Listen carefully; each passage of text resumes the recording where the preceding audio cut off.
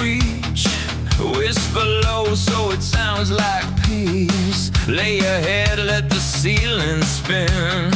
You don't have to begin again. I've been here where the air goes thin. Saw what happens when you try to win.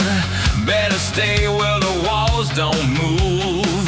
Nothing left that you have to prove. I don't push, I pull you close till you forget what you wanted most. It's just the way of the world. Down in the dirt where the flowers bloom. It's just the way of the world. You'll feel the power of an empty room. It's just the way of the world. Just wait a moment and we'll start again.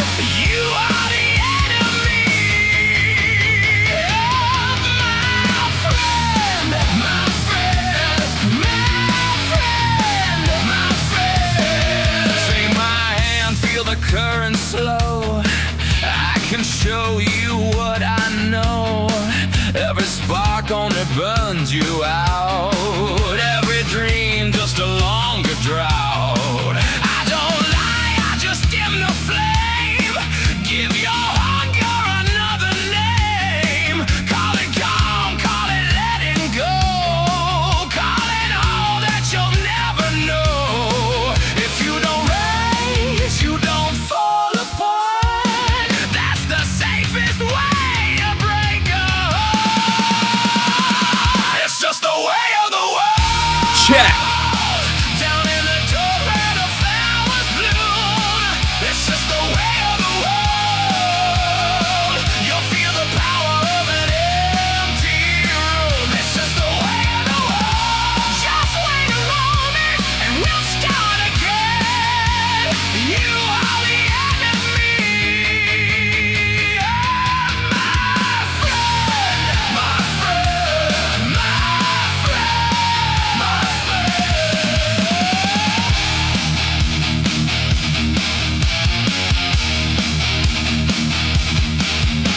Stay down, stay near. I need you right here. Stay down, stay small, out nothing.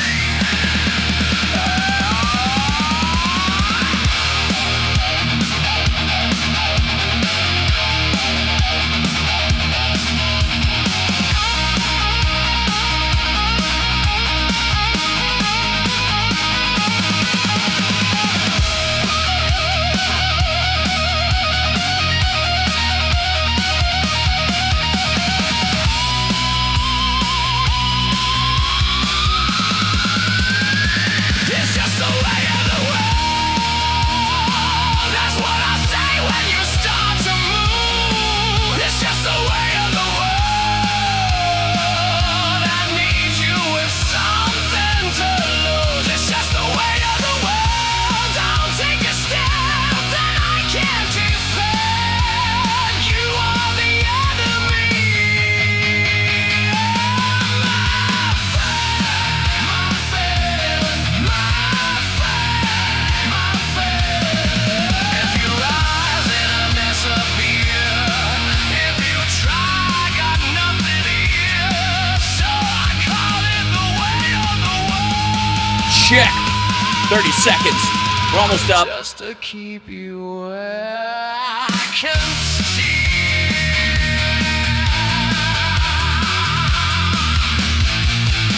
Actually, let me just jump straight into the chat room. Hi, everybody. Welcome to the show. It's Hal Sparks Megaworldwide. Like, subscribe, give a thumbs up, support the show, which is the greatest live stream in the history of live streams. It is official International Thank You Patreon Folks Day. It's the first of the month. And thank you guys so much for your support, both annually and monthly. And it means a lot. And it's the security blanket that keeps the show in existence. And I can't tell you how much we appreciate it around here in the eating department. So thanks. I've been working on a lot of music lately, and it's been nice. And that the ability to find my top notes and keep them is brand new for me. So that's a good time. It has, although I sort of feel bad. Well, I I the only place I do it, there's a bathroom right over there, and I put the mic in there, and then the tile in the room, and then I actually have this giant like dead sheet, this big blanket thing that I hang over the door, so that I'm not annoying Summer with trying to sing the Queensryche Rage for Order album all the way through. What's happening? How's it going? Because there's a when I'm down here going, we walk in the shadows. Oh, it gets loud. It's very loud. Yeah. So I'm trying. I'm sorry if my Getty scares your cat. It does that. We got a lot to cover today, not the least of which is you wonderful folks. I think we should have like a new segment just called thumbnail theater, maybe something like that. Where we're just seeing like the right kind of eating itself, and we really don't need much more than that. Um, okay. I'll show you what I mean. Let's see. The pitiable moments. Hold on. There's so much. It's too much. It's too many. It's too many. This is there you go. I want to, yeah. Okay. This is let me give you an idea. This is what we'll call. Let me make sure it loads. Yeah. It's ladies and gentlemen, welcome to a new episode of the first of its kind, I think. It's like this over here. So this is what I would call a thumbnail theater. This is where we get a look, if we can, inside the world of maggot media, because we don't really need to hear what they say. It's pretty evident the state of their media affairs currently is not. It's what's the best sound effects for it? I think. Yes, it's very much that. So, ladies and gentlemen, because nobody needs to watch a JP Sears video anyways, and we've shown a couple of these in the past, and we just don't need to go there again. This check this one out, for example. This is a good one. Charlie wouldn't support this. The title of this: I'm resigning because TPUSA is dishonest. Erica Kirk is losing it. Is the title of the part. Charlie would support it. Now, from this, I think it's safe to assume that if you read this or you saw it, you were like, "Oh my God, she's quitting." Erica Kirk is quitting TPUSA because TPUSA is bespoiling Charlie's legacy. That's not it at all. Remember the girl? Remember when she didn't show up for the VP's thing because of security concerns, and it was really because the place was only like a third full. Remember that? Okay. So I guess the girl running that chapter of TPUSA, she quit because TPUSA is full of shit, and Erica specifically also full of shit. So I'm just saying, like, he's creating this. This is clickbait for maggots, which if that's what they have to resort to at this point, have at it. But still pretty great. Like, it's just the fact that JP Sears is having to make oh shit, TPUSA is a dumpster fire. I'm sure that was on his dance card for the year. Now, I don't know what the fuck is going on. Matt Walsh may not know what a woman is, but I really doubt he knows what a man is either. I think it's oftentimes we find him cosplaying as a farmer or a frontier. It looks like he was wearing a neck brace and it pushed his beard forward. You know what this looks like? I got to tell you, it looks exactly like the fake beards they put on people when you go, oh, he's not going to have a beard later in the movie. You know what I mean? Where you're like, okay, that is clearly glued to his face. Also, an obituary to rock, presuming that all these bands are true rock and they are just gone and they'll never be replaced because everybody following behind them is woke or some nonsense. Either way, I would just like to point out that there is no fucking way this guy has ever been to a concert and had fun. Never. Didn't happen. He's the guy who stands there with his fucking drink. He goes, "This is awesome, isn't it?" To try and convince the people next to him who are busy having an actual good time that he is one of them. Just don't ask me how I know that person. I've seen them all around. Anyways, Matt is hiding his manly chin, right? So that's and and if this is the episode, consider the economics and the Iran war and all the stuff. And if this is the video you have to do, just consider in the current environment. It's not like there's not a lot of political news to cover. So that means you are actively avoiding Epstein, actively avoiding Iran, actively avoiding the economy, actively avoiding tax breaks to billionaires and insider trading and grift and graft, right? This asshole can't cover any Trump news if this is the type of video he's doing. And I also stand by the fact that there is no way this miserable bastard has ever been to a concert and had a good time. Now, this is Benny, who has Trump giving the finger at protesters. Trump buzzes shrieking lib protesters outside White House in Marine One, hysterical, historic troll, and he gives them finger. And of course, this shows Benny either laughing or getting head from Kash Patel. We'll find out. And then he's giving a finger to apparently some people, not the protesters who are down here. He's missing the protesters entirely and giving the finger to some random tourist at the Washington Monument. With, by the way, a neck he has not had since 2014. And no, Trump can't fly. I could fly. Trump can't fly. So this is this one we may dip into, but because the activity and the joy in this one is I'm guessing it does not show up in the actual video. That makes sense. Okay, then sorry, this is just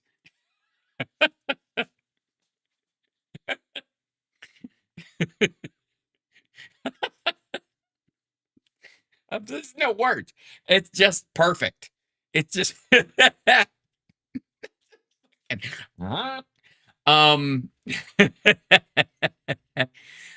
so in case you want, there's someone just listening to this audio later on. Dweeb Alex Jones has a picture of Donald Trump, a cracked United States, which is either being struck by lightning or being destroyed by a super volcano of bad markets and prices and popularity going down. And there's like and that's just awesome. Let's just take that in for a second. This is chef's kiss, like maggot misery. That's what this is. And I couldn't be happier to see it.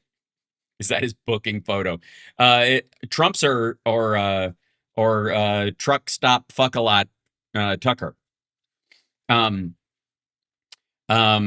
Trucker fucker Tucker. Is that his? There you go. We'll call him TFT. He's basically saying the same thing TYT is. So we'll call him TFT. Trucker fucker Tucker. Oh God. So, anyways, this is called "We Are Approaching a Point of No Return." Approaching. That's adorable. And then that's just Trump. Okay, this we'll get to an actual video. And then okay, so yeah, all right. Those are the this is the Hodge twins or one of the Hodge twins.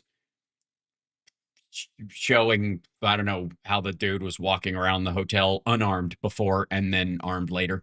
And then that's it. Yeah. Okay. So let's jump into the videos that we have. But we enjoyed an episode of the Parade of Losers, the maggot thumbnail theater. Just enjoy that. And its theme song. Just exactly what we hope for. Yes, and today is International InfoWars is Gone Forever Day. Now, I want the desk. Let's hold on. Let's just start there. Let me, chat room, if I may. I do want the desk. Not that my backgrounds and shows that I have put together all by myself aren't awesome, because they are. But it would be, if I'm going to have a desk to sit at, it's not going to be, the kind of like genuine actual desk that I have. What are you, nuts? I'm going to stand behind a desk I actually use. I need a big ego desk that that looks like I'm alone in a newsroom after a catastrophe where everybody else had the sense to run to the parking lot, get in their car, and drive home to save their family. And I'm like, I'm staying here for the tornado. And has InfoWars across the front of it. Of course, I will take a big duct tape a sign on it that says "tainment" across there, so it'll say "Infotainment Wars." The Hot Fudge Twins. Ouch.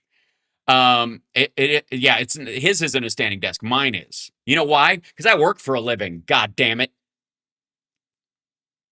I have to tell you, I'm pretty much. Can we think? Is there anybody else that does their show standing? I mean, honestly, who shows up to work as in the service industry that I'm in? Because that's what this is. This is the service industry. That's I'm reaching out to you. If this was 3D, there'd be blue and red lines around the side of my head. But you get the point. I just can't do it. That whole fucking sitting back in your chair going, I don't know, what are we looking at today? I can't do it. And also, if I were to, sit down, Chip would be in my lap the entire time, and I would never be able to type, which is what happens. Thank you, Nina. You're right. There's no one like you. Right. I can't wait for the night with you. Scorpions. So, you call this a career? You don't want me to have my own? Thank you for the Man with Two Brains reference. David Pakman used to at first. Tisk, tisk, David. Maybe that's why he won't have me on his show. He's afraid. He's afraid of having on a guy who really stands for what he believes. Yeah. So, all right. Anyways, let's see how well Trump's whole negotiation thing is going. Art of the deal happening, and just I think we'll probably be able to tell by the joy in his gait and the happiness of his walk and his and the uplifting tone of his voice.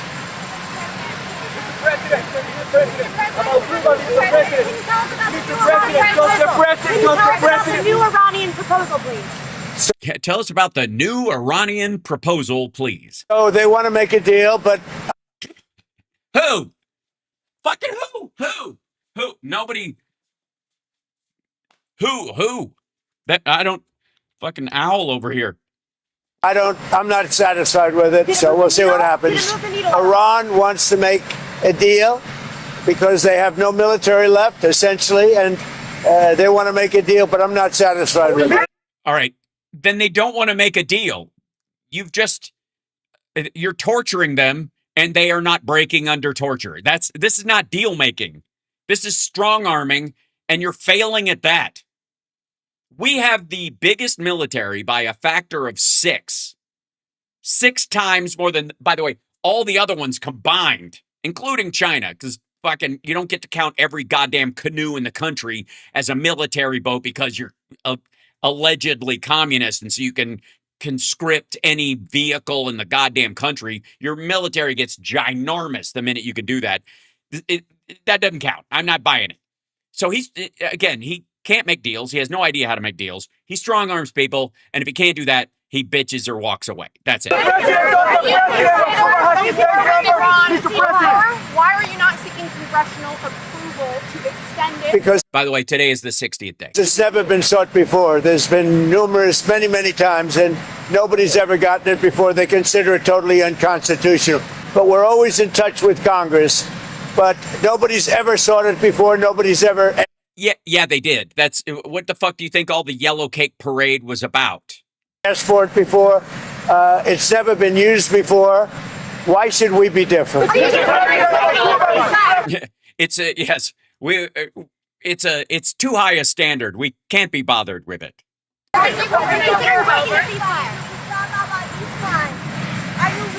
What's happening, Instagram people? Look at that. People are showing up on Instagram, and I can see them in the chat now. That's lovely. That's new. Hi there. How are you? Good to see you. Sorry about all the swearing, but this is serious. But Islamabad, you're envoy. We have great respect for Pakistan and Islamabad and tremendous respect for the And I think those are two different places. Prime Minister and the Field Marshal, and they're working with us. They continue to work with us, but the trip is a very long one. Doing what? Putting two phones together? Here, you guys talk together. I don't know if I don't know. Hassle, turn them the other way. Oh, right. Sorry. Yeah, it's got to be tough. Sorry, I missed that part because it's been a while. You know what I mean? Because And we're doing everything in terms of negotiating right now, in terms of the negotiation telephonically. telephonically. Yeah, it's not serious enough to do face to face. And JD Vance has so much important shit to do. They've made strides, but I'm No, they haven't. not sure if they ever get there. By the way, he was briefed, I think, early this morning with the military strategy for the next series of strikes. The same way he was briefed 2 days before the opening of the war, the beginning of this. Same run through with the same people. With essentially, he's already decided. So, but he always, taco is always a possibility with Trump. So, he could chicken out anytime. Raise your taco, take a bite. Trump always chickens out, so it's gonna be alright. Raise your taco, take a bite. Trump always chickens out, so it's gonna be alright. They are, Taco, taco. So I don't know, if he even has any commitment to anything. Ask his ex-wives and his current one, quite frankly. So if he says he's going to do something, great assault. But ultimately, he's getting the same briefing today, 2 days ahead of when he'll probably strike this weekend, and he'll probably do it either tomorrow night, either late tonight, depending on their time, our time, late tonight after the market is done in the next couple of hours, and he's put it behind him, and he can sit through it or Saturday at some point during an ebb in the news. Maybe Sunday too. But the point is, he wants the strikes are going to affect the market. I mean, there's a possibility. There is a possibility he could do it. They could do futures trades Sunday night, right? All the people who are, he's helping insider trade like Besant and everybody and Nutlick. They could probably do a bunch of buys Sunday night, tell their brokers, and then launch it right after the market opens on Monday. That's a possibility. Wouldn't rule that out. There's tremendous discord. They're having a tremendous problem getting along with each other in Iran. The leadership is very disjointed. It's got 2 to 3 groups, maybe 4. So how in the hell could you say you're making progress? There are 4 groups and they aren't working together at all. There is, again, this is him saying there's no progress to be made. We just got to kill all those people. All 4 groups got to die. That's what he means. And it's a very disjointed leadership. Well, you should be uniquely capable of talking to them, considering your brain is tapioca. And with that being said, they all want to make a deal, but they're just different deals. all messed up. They all want to make a deal, but they're all messed up. That was clear. I think, my God, I think it's the statesmanship that I'm struck by. Also, you're right, name them. No, what are the 4 groups? Carbohydrates, protein, fish sandwiches, and French fries.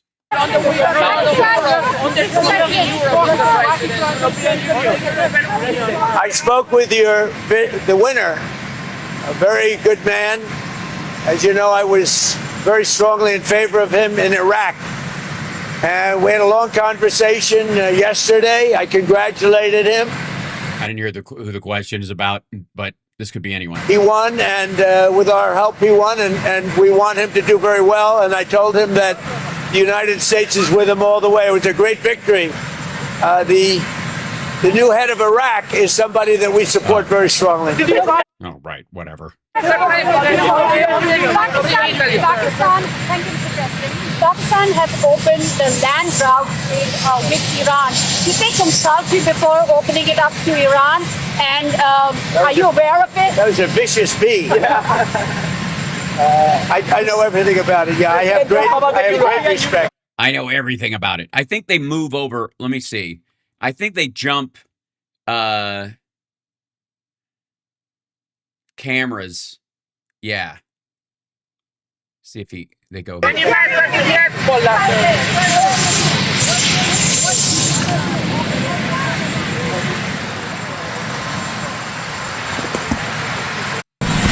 not getting along. They're very, very confused by what. He's, of course, talking about Jared and Steve and Nutlick and Navarro and the 4, I guess, surviving brain cells in his brain. It's happened because essentially most of their military has been wiped out. But we just had a conversation with Iran. Let's see what happens. But I would say that. What'd you do? It over a loudspeaker? I am not happy. People of Iran. Their leadership is very disjointed, very argumentative with each other. Again, a match made in heaven. They come back, one says one thing, one says another. So how can you say you've made progress? Okay, I'm fine. They're very confused. So are you. Obviously, their country has been, frankly, decimated. Their Navy is gone. Their Air Force is gone. Many of their soldiers, unfortunately, are gone. Unfortunately? Also, what do you mean many? I think he means the guys who are on the boats. It means they're naval officers. And I suppose some of the people who are around he doesn't really give a shit about the janitors working at the factories. They've got to come up with the right deal. At this moment, I'm not satisfied with what they do. It doesn't matter if you're satisfied or unsatisfied. No one you're talking to can actually make a reasonable deal in this situation because there's no leadership.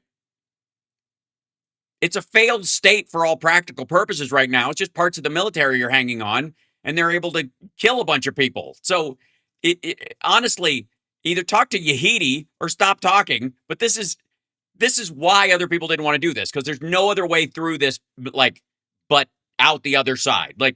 Again, regime change doesn't mean just changing the heads of the regime. That's not regime change.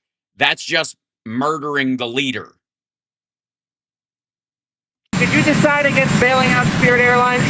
Did you decide against bailing out Spirit Airlines?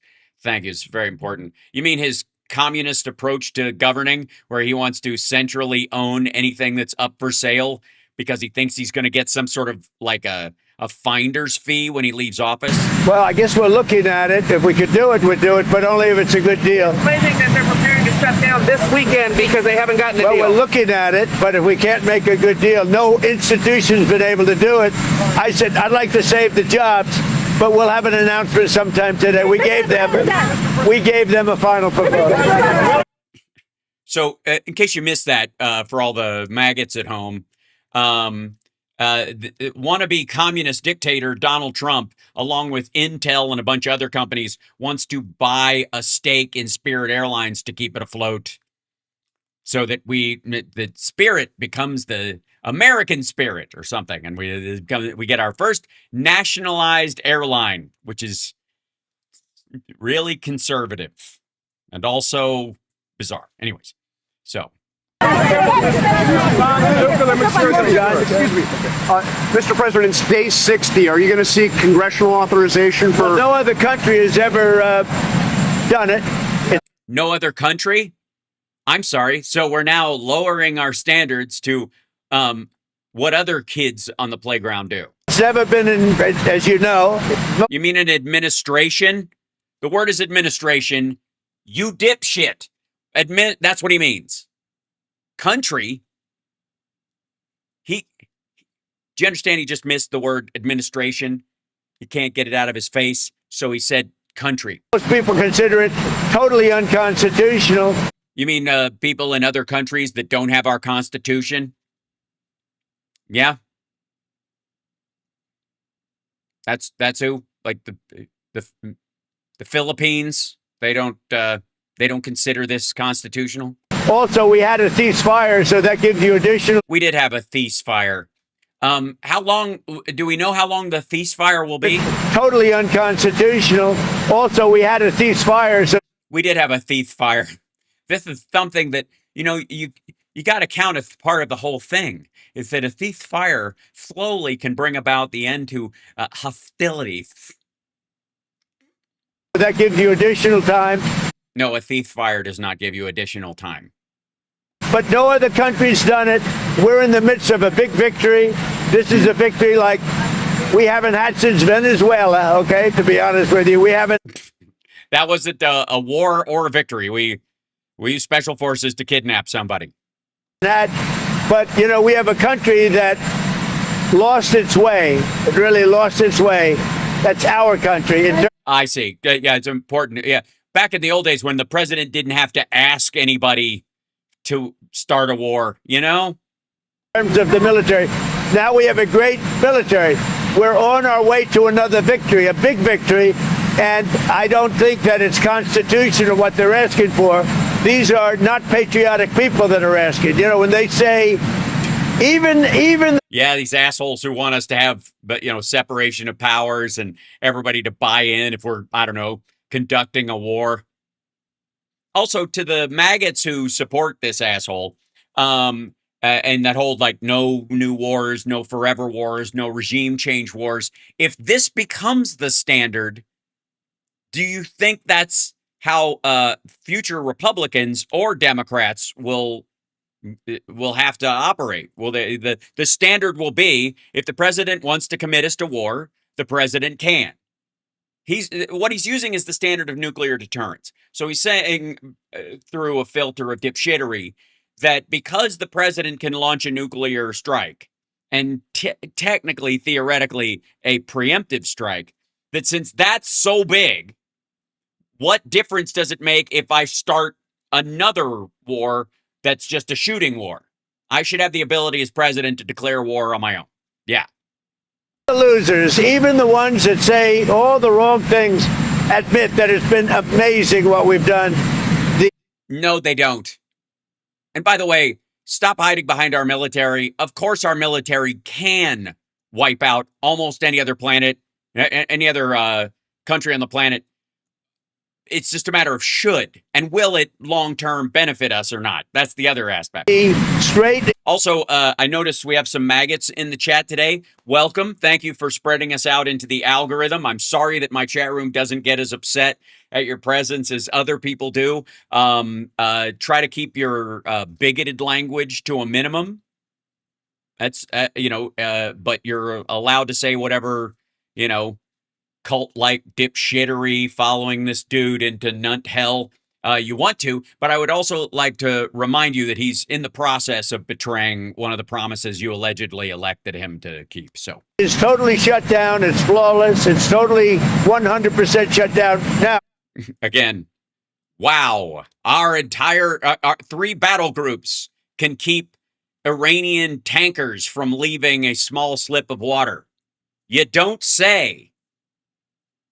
Whoever knew that the American Navy has the ability to disable a civilian watercraft? My God. Who'd have thunk it? We've been dealing with Iran. They want to make a deal. They're not there. They're not with they're sort of, they get close, and then a new group of people come in. They don't know who their leaders are. Well, then how do you know they want to make a deal? Which group wants to make what deal? If everybody wants to make a deal, but those deals are contradictory, then Iran doesn't want to make a deal. Fuck are you talking about? They have no idea who their leaders are, but they're very confused. And that Well, again, I think we might be in a situation where you're uniquely qualified to talk to them. it's because of the success we've had militarily. They essentially have no military. By the way, the military is currently running the country. Yahidi is effectively the leader. They posted a picture of Khamenei, the second leader. He's dead. They posted a picture of him on the martyrs wall. He's not there anymore. Let me just tell you the war powers. So many presidents, as you know, have gone and exceeded it. Yes, and we as Americans hate that. As a matter of fact, you ran on not being like them. Because people were looking back going, we don't want another Iraq. We don't want another Afghanistan. We don't want another Vietnam. So we would like the War Powers Act to limit what a president can do on their own instead of committing us to a forever war. And if you go past 60 days, if you have a plan to get out and you can do this, or you believe the reasoning is good, go to fucking Congress and get their buy-in. The problem he has is that he doesn't have the Republican votes to pass it. That's the issue. It isn't about like Democrats will shut his war down and Iran will magically get one of their obliterated nuclear weapons duct taped back together in the next 2 weeks, and that'll be the end of the Middle East, and now we'll all have to use, I don't know, solar panels to power our cars. The reason he doesn't want to go to Congress is because he doesn't have the maggot support to do it. It's never been used. It's never been adhered to, and every other president considered it totally unconstitutional, and we agree with that. No, they didn't, actually. The ones that started new wars felt that way. And the ones who helped us drag ass through Vietnam for, a decade plus, they felt that way. That's not a good thing. And also, again, why is the greatest deal maker in the world not capable of convincing even his own party, which controls both houses of Congress, that his war is worthwhile? Why? Why can't he talk them into, never mind convincing the Iranians, right? He can't convince Republicans that he knows what he's doing. Also, we don't know what the fender is right here. That's that part of it. My theory is, and most people think, that this is the part that he combs up past here, and over the course of the day it falls down as he dozes off in his chair. Will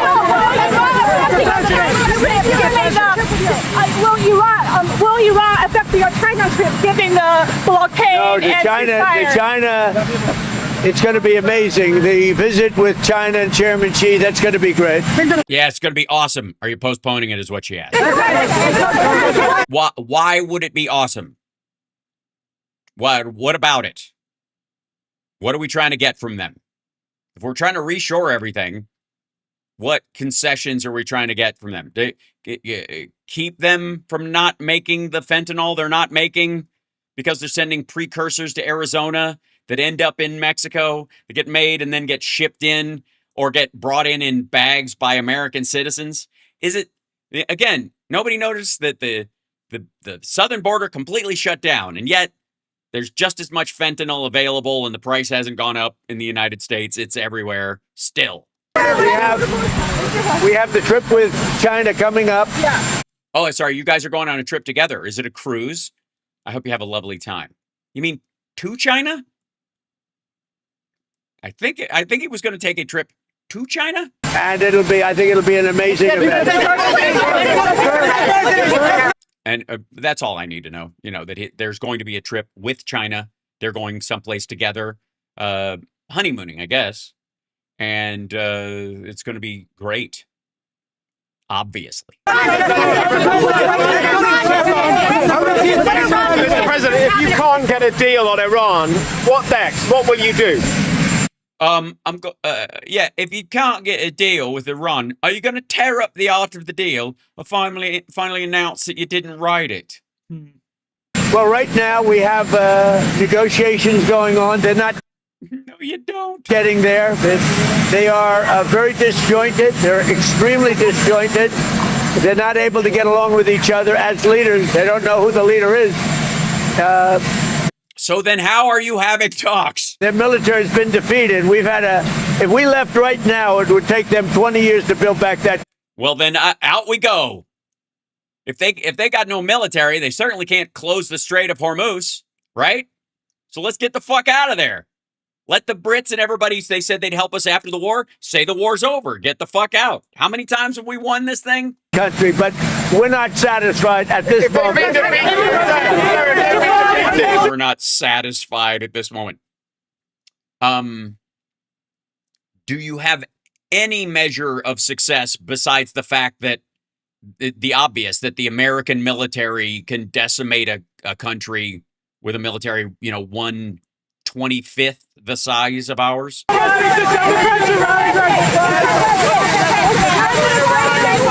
By the way, the helicopter's so loud you really can't hear his theme song playing. Strikes on Iran? Are you considering new strikes on Iran? Why would I tell you that? Sorry, let's grab the question from whoever this person was. Why would I tell you? What's your deadline for the? Why would I tell you that? I've got big secret plans in my head. Strikes on Iran? Are you considering new strikes on Iran? Why would I? Are you considering new strikes on Iran? Why would I tell you that? Basically a yes. First of all, considering new strikes, just say everything's on the table. She wasn't asking you when and what. Tell you that. Spirit Airlines, what has been the holdup on a deal? Are We're they looking balking? at it. We're looking at trying to help them. Something we're not looking to get involved with, but if we can, it's 14,000 jobs. We are, I would say we're driving a tough deal, but it's one of those things that we'll do it or we. Yes, we're negotiating with Spirit Airlines, but their leadership is very chaotic. They're all over the place. We don't know who the leader is. We'll have something for you today or tomorrow. It seems like the other lenders are balking. They think they'll get bumped down in priority. Well, they will. We come first. Hey, you know what it is? USA first, America first. That's my point. Including with airlines, including. What? No, that's not what he said. Meaning they're not going to bail them out. The U.S. taxpayer will have to. That's not America first. Why is salvaging a failing airline America first? What are you talking about? All right. That's, I mean, I guess he didn't understand that what he means is that the banks don't think it's a good idea to bail them out. They don't think they're going to be financially stable enough to make their money back, so they don't want to loan them the operating cost money. And he's like, we'll do it. We're America first. America is the first lender of choice. With Intel. We made an. Right. We also bought a stake in Intel as well. By the way, straight up fucking communism. What is this? Maggots. There's a couple of maggots in here. Explain to me how this isn't like picking winners and losers. Remember that shit with why are we supporting solar panel companies picking winners and losers? That's exactly what this is. He's committed the American taxpayer to supporting Intel. If Intel goes under, the American taxpayer loses their investment. Good Lord. Same thing with Spirit. He wants to do this with a bunch of companies, which, by the way, is his way of buying leverage with those companies once he gets out of office, because he salvages them with his time in office. It's effectively a backdoor bribe. Intel deal, you know that, right? We made about $40 billion on that. And someday Fox and Peter is going to talk about it. But we helped out Intel, and we ended up making $40 billion. So we're looking at Spirit different kind of a thing. But we're looking at Spirit. It's exactly the same thing. If we can help them, we will. But we have to come first. We're first. It's America first. The CEO then. Again, that's not what he means by first. Anthropic came to meet Susie Wiles a week or two ago. What is the latest on your position on that company? Well, only that they had a very good meeting. Mr. President. You had the CENTCOM commander come in here did. yesterday. Was he briefing you on a different approach, options? What kind of options? How would it look? Okay, he just admitted. Remember the lady, are you considering, attacks on Iran? And he was like, why would I tell you that? Okay, then the Fox reporter asks him, what the CENTCOM leader was there, giving you and he held it, and Trump goes, options. He was giving me options. That's the answer to the other lady's question. Yes, you're considering options that include bombing. That's why the CENTCOM guy is there. The CENT guy isn't coming in. Sir, we have options for you. Leave now or leave later. Like, that's not what they do. Well, there are options. I mean, do we want to go and just blast the hell out of them and finish him forever, or do we want to try and make a deal? I mean, those are the options. Do you want to go?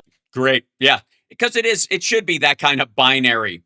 Should we nuke the entire country and just kill everyone, or try and make a deal with the 4 disparate groups that are fighting amongst themselves that don't want to make a deal, but they really do want to make a deal, but they can't decide on who's making a deal because they're so disjointed and they're discombobulated. Go blast the hell out of them? I'd prefer not. On a human basis, I prefer not, but that's the option. Do we want to go in there heavy and just blast them away, or do we want to do something? They're a very disjointed leadership, as you can understand, Peter. Very disjointed. I mean, they. Sorry, disjointed watership? They're a very disjointed leadership, as you can. They're a very disjointed unership. Or do we want to do something? They're a very disjointed leadership, as you can understand. I don't know what a unership is. Utership? Uterus? Uterus, the power of the uterus? Utership. Dealership? I don't get it. Yeah, there's a unicorn running the company. Yeah, it's an Uber ship. Yes, the leadership of Uber is running the company. Understand, Peter. Very disjointed. No, he doesn't understand. I mean, they're not getting along with each. Honestly, I don't even know where utership came from. Leadership, I get. Leadership union of leaderships. I don't know. That's a reach. Chat room. I don't know if I buy that one. I appreciate the effort. Nope. Each other, and it puts us in a bad position. One group wants to make a certain deal, the other group wants to make a certain deal, including the hardliners. The hardliners want to make a deal too. Why wouldn't they? They have. The whole why wouldn't they thing is him saying they want to make a deal because if they don't, we'll kill them. You got to understand that the leader, this particular group, the leadership of Iran, they think that all the tumult in the Middle East, requires the elimination of Israel for their Messiah to show up, and it's the same as that like evangelical Christian psycho group that was going to blow up the temple on the mount and have it rebuilt. The Dome on the Rock. They were going to put a bomb under it and blow it up so that it had to be real to kind of force Jesus's hand. Same shit amongst the top of I would say the top of the IRGC leadership, but they're dead now. It's actually like the third string IRGC, which are a bunch of fucking QAnons, basically. They're in charge now, and they can't wait to, meet their reward in heaven or whatever. Did you ever notice when it says 72 virgins that never says they stop being virgins?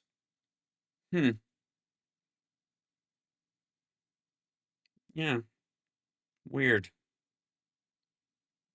Because I think I think what it is if you blow up a bunch of people, what you get is an eternity with 72 women going, I'm just not, No Navy, they have no Air Force, they have no anti-aircraft, they have no nothing. They have no nothing. Well, that means something. I think that's a double negative. Also, if they have no anti-aircraft, how did they shoot down our aircraft earlier when you said they had no anti-aircraft before they shot down our aircraft? There was some reporting this week that because of all the firepower required for Epic Fury, that there are people in the White House who are starting to worry about our inventory of bombs and missiles. Are you worried? No, we have more than we've ever had, actually. Well, obviously not, because if we just use some of it, that's gone. So if any of this is true, we had more than we ever had right before this shit started. That's just fucking dumb, because all over the world we have inventory, and we can take that if we need it. But all over the world we have tremendous amounts of inventory. Sorry, do you think they were only counting stuff that was on bases here? So you're starting to break into the stocks that we have in bases in Japan and in Germany and that kind of stuff because we don't have stuff here. That's the theory? The best. For instance, we're stocked and locked and loaded. We're all of those things. We're stocked and locked and loaded, and two of those words go together normally. I'm not sure which ones. Right now, Stocked and locked. we have more than double what we had when this started. That's not even remotely possible. No, we do not have more than double in 2 months than before we started 2 months ago. What are you talking about? But, you know, we're all over the world. We're in many, many different countries, many different places, all packed up. Now, what happened is... All packed up or backed up? I'm going with packed up. Because they are pilfering the ammo stores at all of our forward bases. Biden came in like a stupid fool, and he Wow, he is a master of simile. Like a stupid... Like a stupid. gave a lot of what we had to Ukraine. Right. And it's $350 billion they spent. We don't Right, but it wasn't all ammunition and arms. do that. Everybody has to pay. The European Union pays us, but Biden didn't get money. Okay, they're not talking about how much money we have in the bank that we sold munitions for. They're talking about the actual volume of munitions. It doesn't matter how the fuck it left the warehouse, whether it left for free, it was stolen, or it was paid for, it's still fucking gone. Right? That inventory depletion doesn't change because you got money for it. All right. Got nothing. But Also, ask Russia if we got nothing out of he it. gave a lot of the inventory away. Now, relatively speaking, it's not Relatively. that, but it was a lot of inventory. He gave it to Ukraine. We built it up, but we have inventory from all over the world. Yes, stuff that was there, and we are pilfering from those stockpiles.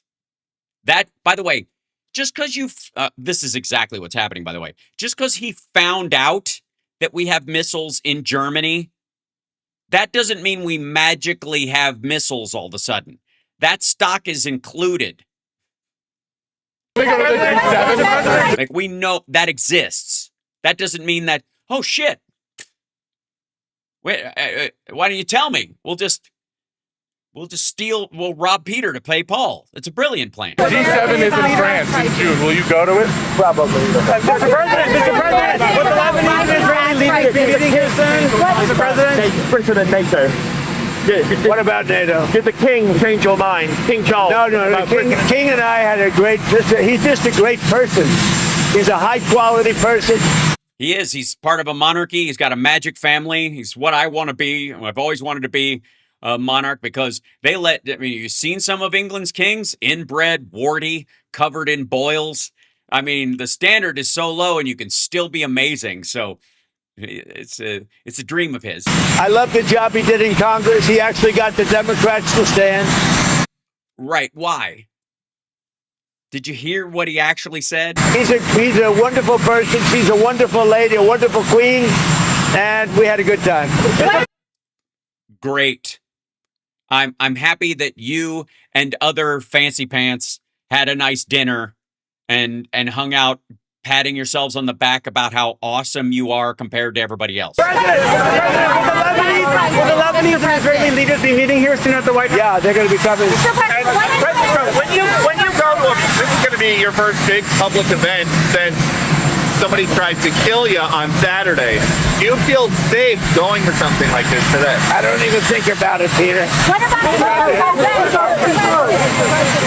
Right, because it's a group of elderly people or whatever, so he's He's not worried about that. They couldn't even, they tried to recruit somebody to fake an assassination for him again. Oh, all right. Yeah, the king is a queen. It's possible. Yeah, he is a wonderful queen. This is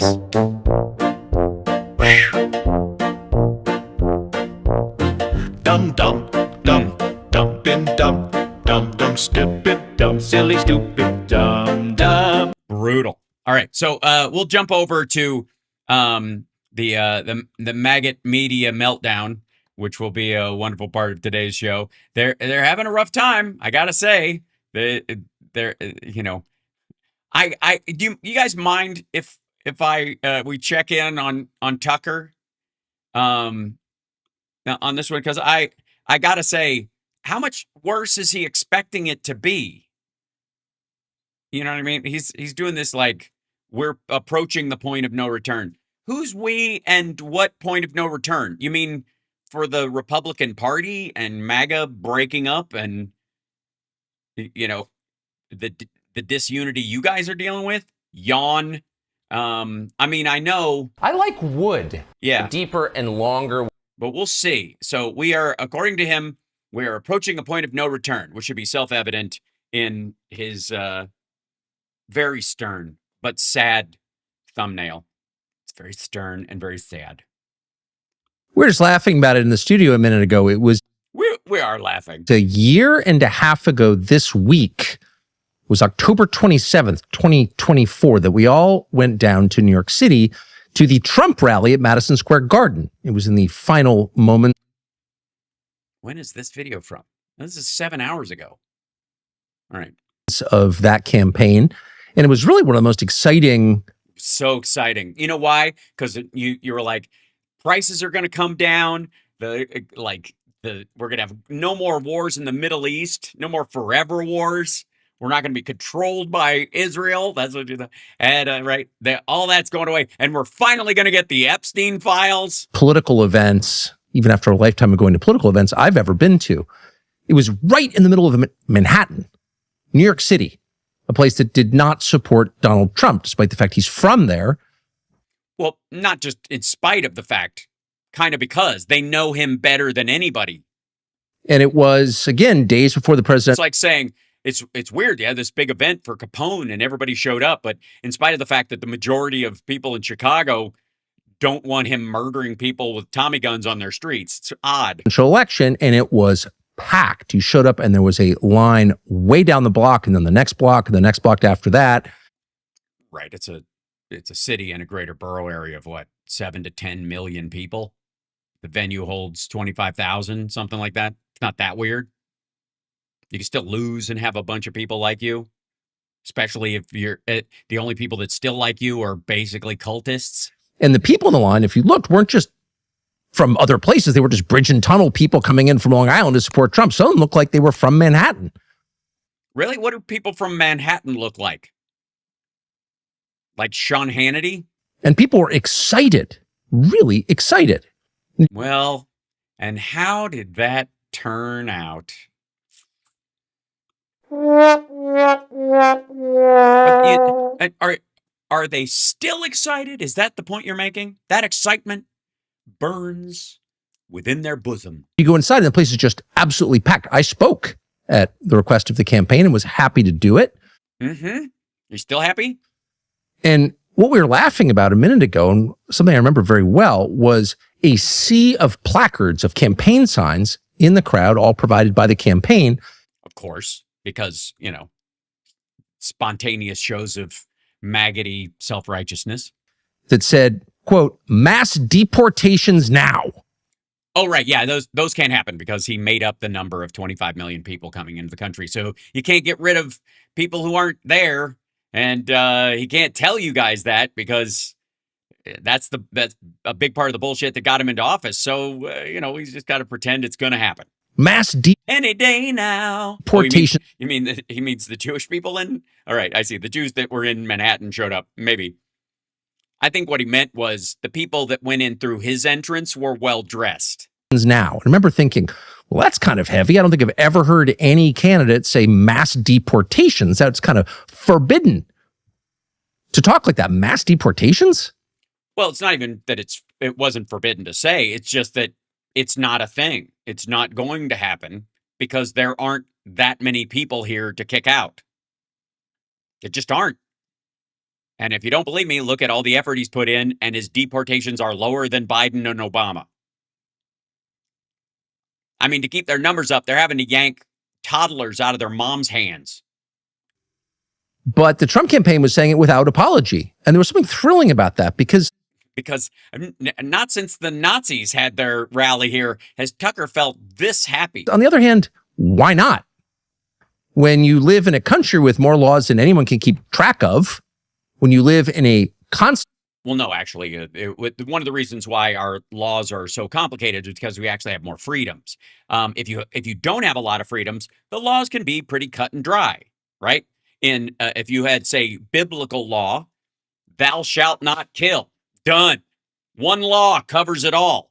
But if you got murder 1, murder 2, depraved indifference, manslaughter, because not everybody who kills somebody meant to kill them, or maybe somebody just killed them in self-defense, but it was debatable. So it starts to get really fucking gray. And so the more freedoms you want, the more finely cut the law has to be.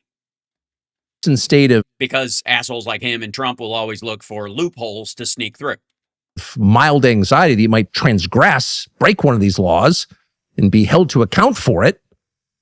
When you live in a country that put Martha Stewart in jail for 6 months for insider trading and a lot of other people away for a lot longer than that for crimes that no one can even really understand or such as explain. No. No, there aren't a bunch of people in jail for reasons we can't understand or explain.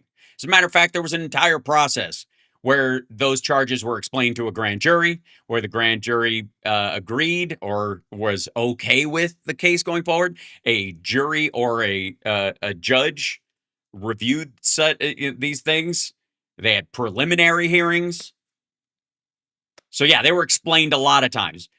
You being stupid doesn't mean something is confusing, just for the record. In some cases, the people committing them didn't know they were committing them. That's ignorance of the law is no excuse, I think, is the phrase they will throw at just about anything. Real. If you live in a country like that, why shouldn't foreigners who break your law at very least be asked to leave? Is that crazy? No, not at all. But the idea that you're going to have mass deportations of people that don't exist is the problem. It's not that that deporting people who sneak into the country or here overstay their visas or sneak across the border. That's not the problem.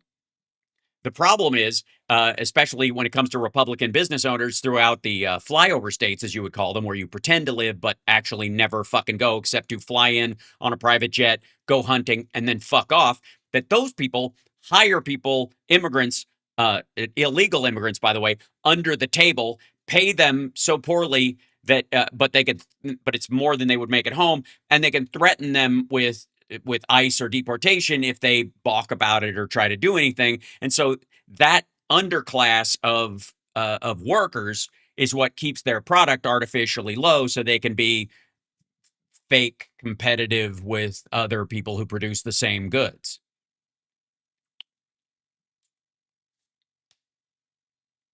So, I mean, obviously the answer is E-Verify, a form of seasonal worker gets to return to their home country or has to return to their home country when they're done.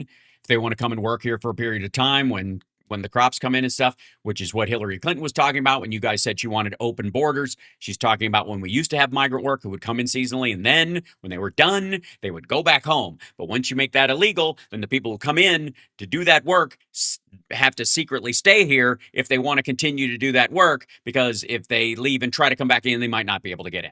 And their employers don't want them to do that either, so they hire them illegally and they house them illegally and they give them fake paperwork and all that kind of stuff. And Donald Trump said they can do that on the honor system. And if they're not asked to leave, then why are you obeying the law? Because I don't want to murder or rape or steal. I also understand that most traffic laws are there for my safety and the safety of other people. And because my behavior is not predicated on whether something is legal or illegal, it's based on an ethical or moral ideal. Sorry, I forgot that Tucker only, acts like a good person because he thinks he'll get a candy bar in heaven or a spanking in hell because he's a fucking toddler. Why should you living in fear of violating the tax code or some SEC reg? Well, I'm not, and I have due process as a citizen if I have to deal with something like that. Or some wetlands regulation that's never been voted on, but that you can be severely punished for breaking. No, you can't be severely punished for breaking. You can be forced to stop breaking it, and you can be fined and that kind of stuff, but you're not going to be drawn and quartered or tortured. Ask the Bundys. They put fucking red dots on police officers' chests and put the women from their group in front of themselves, hoping that one of the cops would try to arrest them and that would give him an excuse to blow cops' brains out. And these are his buddies. Filling in a vernal pool in your backyard without knowing it, et cetera, et cetera, et cetera. No, not et cetera, et cetera. The one case of a dry riverbed that they hadn't ruled on in a long time that this dude was using for his own water purposes is not how the rest of the fucking country operates. If foreigners don't have to follow our laws, why are we paying our taxes? Because we want our kids to go to schools. We want our roads to function. We want our, I guess, you know what? Maybe you're right. I guess Tucker Carlson, message to the people, fuck the military. If immigrants are coming in and not paying their fair share, I hope the VA goes broke and all of our soldiers who need it get fucked. That's your reasoning? That's real. No, it isn't. It's real dumb. And by the way, shouldn't the people who live in a country, who are born in that country, get to decide who else lives in the country? Isn't it up to the population? Well, we do. Yeah. That's why we vote people in. And right now, it's sort of a coin toss. We got 50-50 in the House and 50-50 in the Senate. And some people are for things like DACA and allowing the Dreamer program to, allow kids who were brought in when they were underage to become citizens because they've known no other country most of their, if not all of their life, whereas their parents would pay a fine and go to the back of the line as becoming citizens, but would stay there as long as that kid was a minor. And then there should be other factors where people have to pay back taxes, pay a fine, and all that kind of stuff if they stay in. They've been working for a decade or more, those kind of things. So there are mitigatory things, and some people are voting for those mitigatory things, and some people are voting against those mitigatory things. And the vote is so close that there is no definitive word from the voter that says absolutely not or absolutely yes. That's why.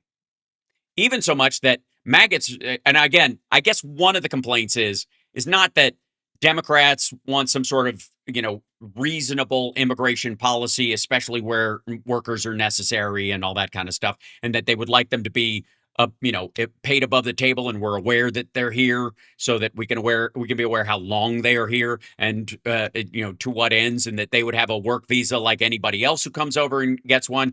The same thing for curtailing of the abuse of the H-1B visa, which is sort of a modern techno-slavery that Elon Musk and his buddies are trying to run.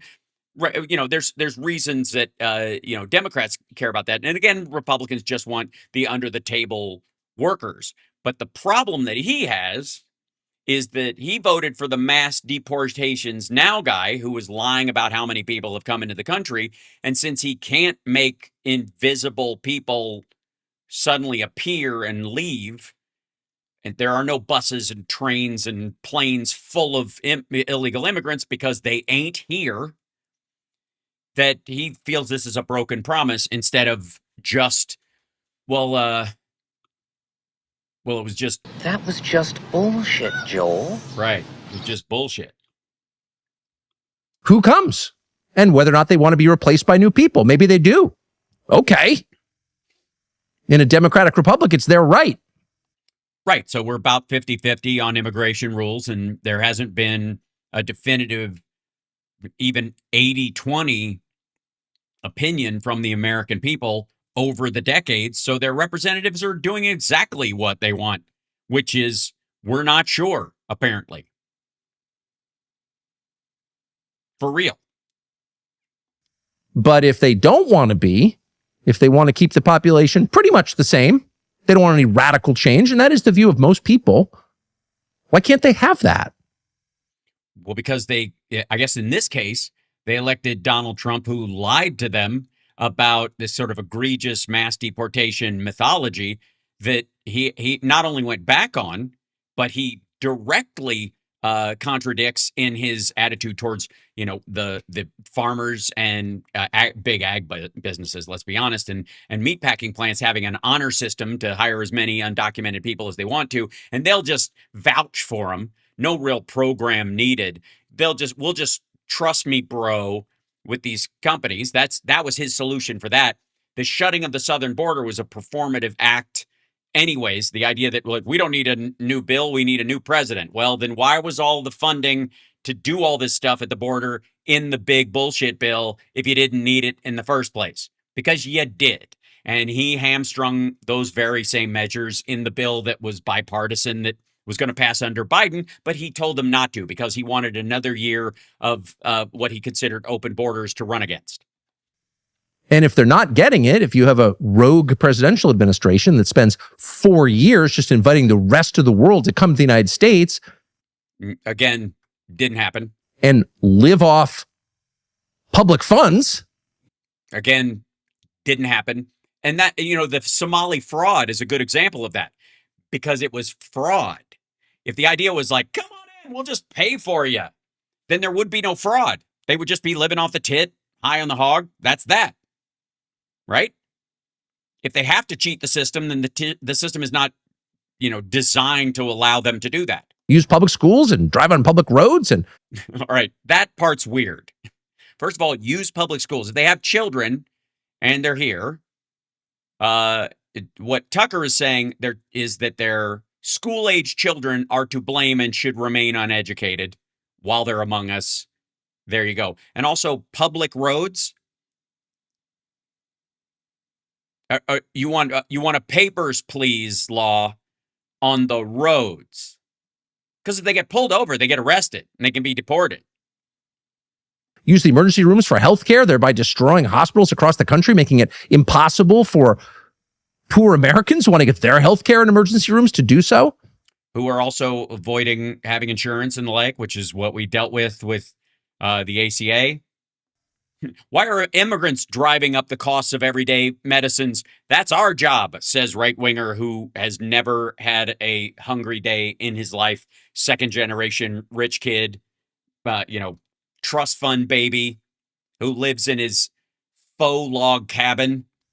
Why is it crazy to make them leave and come and apply legally if they want to? It isn't. It's the military parades down the middle of streets and the shooting of American citizens and the sort of militaristic approach to it, while pretending there are 25 to 35 million of them in the country when there are not. Move here and then turn them down if you want to, because again, it's your country. It's up to you who lives here. None of that is crazy. And so as you looked out, or as I looked out from the stage in a city that went like 80% against Trump, he drew from the people that gathered for an event for Trump in that same city that drew 25,000 people or so, that those people, because that place was full, was indicative of the greater city. And therefore, if they were holding up their pre-printed signs, therefore that is a mandate. Do you see how diluted? All right. At Madison Square Garden on this sea of placards saying mass deportations now, which were pre-printed by the campaign, you said yourself. It was kind of titillating, but it was also kind of thrilling because it wasn't just about deporting people. It kind of was. Mass deportation now isn't just about deporting people? It's about it was the thought that counts. Whom are probably very nice people, doubtless very nice people, don't want to be deported. Of course, understand that. But their desire not to be deported has to, in a republic, be balanced against and given less weight than the population's right to decide who else gets to live here. Right. And that population, again, is half and half on the legal aspects of this. They genuinely are. 75 million people voted for Kamala Harris last time. Like, say what you will about Trump won, but part of the reason he won was because 6 million Democrats and Democrat-leaning independents sat it out. And maybe for bigoted reasons. Maybe it was just because they don't like a woman. Maybe they didn't like her because she was brown. Maybe they just didn't like the fact that there wasn't a primary, some whiny bullshit. Or maybe they actually secretly wanted mass deportations now, but they didn't want to talk about it, right? Maybe they really are at heart, jingoistic nationalists who believe that, foreigner go home. And by the way, they're not unique. Go to any country, any major country, especially one that your country doesn't have necessarily a great relationship with, and overstay your visa. China, Russia, anybody in the Middle East, any of those places, just try it. It sucks.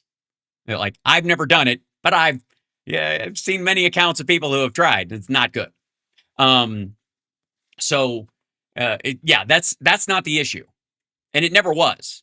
The reality here is that he is loading this up with a bunch of are you with me? Because maggots are pissed at Trump because he's not keeping his promises. And that's very basic. In fact, it's the most basic thing. If you don't have that, you don't have representative government. Or you do if your representatives are like, okay, we want to do something with DACA and we need some sort of farm worker system, but these assholes across the aisle don't want anybody in here, and there's got to be a balance between the two, or we'll never pass anything, and the system, the status quo will continue, and people will continue to come here under the table, and everybody will be driven out, and suddenly food prices will go up. Ta-da! And so to see those again, he thinks representation in the government, because he keeps saying republic, is for people like him, not people like you. Even if you're a maggot and you're watching this, believe me, Tucker Carlson, he'll cosplay as the working, the white working class, but get the fuck out of here. Never in his life had a real job. Not ever. And he'll shit on people who are government servants who work in, accounting jobs in the government or delivery trucks for the government or what, data entry investigators at the IRS. He'll call those people lazy who have only had a government job. And this motherfucker has either lived off the tit of his parents, his stepmom particularly, or he's gotten a job he was not qualified in any measure to have, except to be a wrestling character on Crossfire and CNN or on Fox News as a belligerent dick. But none of it involved backbreaking work. You can beat your chest about how much you support coal miners. It's real easy if you've never been near one. signs was a reminder that actually maybe there is a political solution to this problem. There isn't. That's not a political solution. That's strong arming. That's why it didn't work. Maybe we can vote our way, if not out of this, at least to a slightly better place, and we can exert some authority as voters. The people in charge can allow us to influence the course of events in our country. And he got this from a Madison Square Garden gathering with a long line in a city that went like 80% against Donald Trump. That this was the sign of a bellwether. Just saying. He took that from a big crowd there. Just for the record, and this is no slight on these folks, Dane Cook sold out Madison Square Garden 3 nights in a row. I know people like to hate on Nickelback. They also packed the place. But there is no way you could take from that walk around New York and ask people if they would see a double bill of Dane Cook and Nickelback and expect like, oh my God, the fandom has crossed the streams. They're everywhere now. New York loves both of them. Get the fuck out of here. That the way the system's supposed to work? No, it isn't. Rallies are not votes. And of course, everyone of a unified idea in one place might give you the illusion that everyone in the world is on your side and that it's really cut and dry and super fucking simple. And but then you actually have to go out and convince other fucking people. And you haven't. It was pretty exciting, the possibility that could be real. Yeah, but you're an idiot. But immigration was not the only topic that day. I remember very vividly standing backstage with a bunch of the other speakers and listening to people as they stood up. And a lot of them talked about Israel and America's steadfast bedrock commitment to the security of Israel. Which, looking back, you consider a red flag, I'm guessing. The only democracy in the Middle East, our ally in the region, historic ties, defending Israel is defending the West, et cetera, et cetera, et cetera. And personally, I didn't think that much about it. Yeah, you did. For maybe the past 10 years, maybe even longer, maybe since the Bush administration, public declarations of love for Israel are kind of a stock feature at Republican political events because the Republican Party is for Israel, and that's okay. It's okay to be for Israel. I never really thought too much about it. No, you didn't. You didn't really think too much about it. I don't think that's true. Israel not being really at the center of my thinking about any. Right, because if you thought about it, it would bug you, and then you would have to split with the leadership, and you were paid for years not to. Thing most of the time. So it didn't occur to me that a party publicly committed above all to the defense of Israel would be incapable or unwilling to defend itself. Never occurred to me. Seemed like you could do both. Okay, we like Israel. That's great. Doesn't mean. Sorry, what does he mean to defend itself? I mean, okay, maybe he's expecting that. What he means is we shouldn't be giving our money to that so that we can at some point, as if we can't. We can't make life better here for America. I see. So he's not talking about defending the country. He means paying for public schools and public roads and all those things that he thinks he shouldn't pay taxes for because the immigrants are using them. And so if they can use them, why the fuck am I even paying for it? On my private road up to my private mansion where I get to cosplay as a frontiersman. Americans, does it? Doesn't mean we can't act in our own interest too, even as we're acting in the interest of this other country. Oh, you mean Qatar? Sorry. Or Russia? Because there are some highly enthusiastic proponents of that other country in positions of authority in the Republican Party. That's okay. We can all coexist. We'll support Israel, whatever that means, as long as it Yeah, whatever. doesn't mean like going to war with Iran in a regime change effort that's going to cause global famine. Yeah, it's weird. That was in the PNAC plan since the 90s, right? A Republican plan drafted by Republicans, friends of yours, which Donald Trump is following to a T.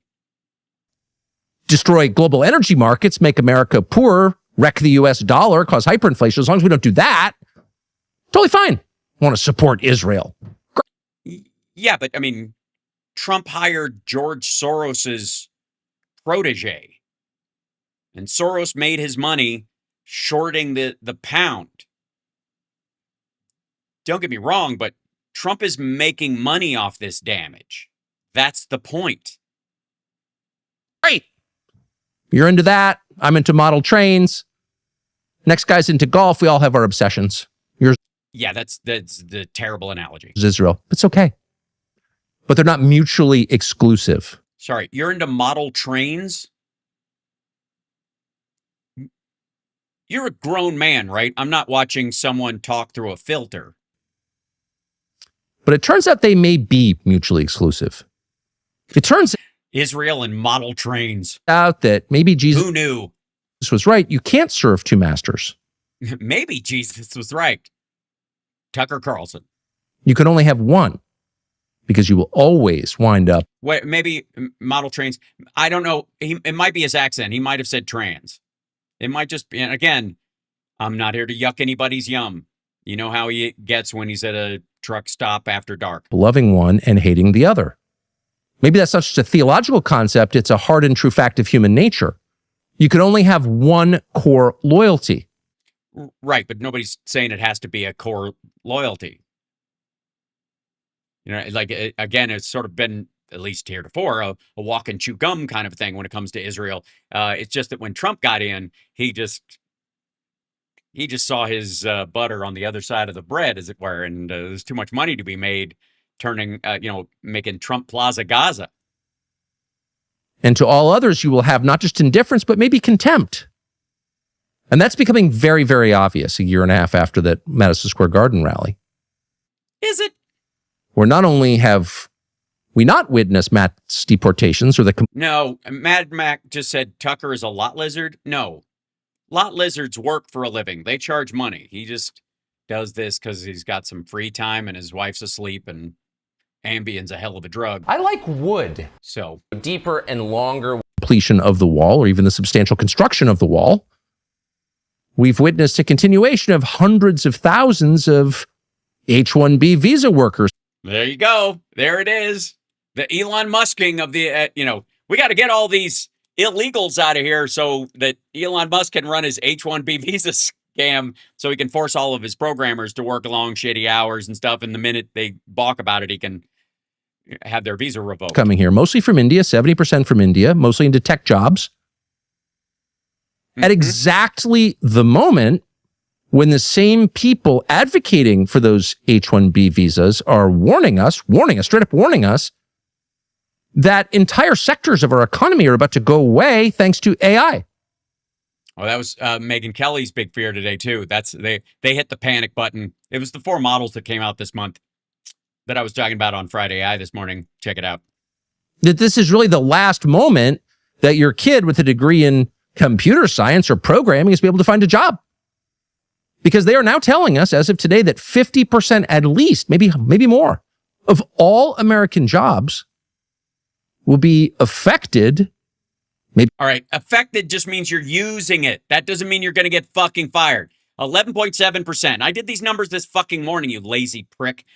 11.7% of jobs in the United States could be replaced or done in future by AI at its current standard, which means that if you can't find the employee, you can digitally create that employee if they're already hired. And Trump is always going, more people are working right now than ever before. So there's clearly a lack of, a labor shortage in the United States. So the idea is that companies, if they want to add another, economist to their panel or a new first year, legal aid or something like that, they can't afford to, or there isn't one because they went and got a better job someplace because they're actually good at what they do. You give the one legal aid you have access to the legal aid version of ChatGPT or one of these things, and they work with it and guide it and answer for it because there's a human in the loop that's necessary. Affected means you're going to be using it. That's like, now do the internet. Now do cell phones. How many? They say in the future that up to 50% of industries will be affected by cell phone usage. The fuck out of here. Eliminated. What will all the people who used to run messages via horseback do? What will happen to all the pigeon trainers? By AI in the next 2 or 3 years. So this is now. So why would you advocate for foreigners to come in and take jobs in a sector that's about to be radically reduced in size? Oh, because you don't want your citizens to get into those jobs because they're dead-end jobs. They're going to basically evaporate. So you use foreign workers to do that job until such time as they are no longer needed, and then you kick them out. It's actually more in line with what you want than you think. I mean, look at the automation of farms. That's one of the reasons why we're having this purge in the first place, is because they are, a lot of farm workers are no longer needed.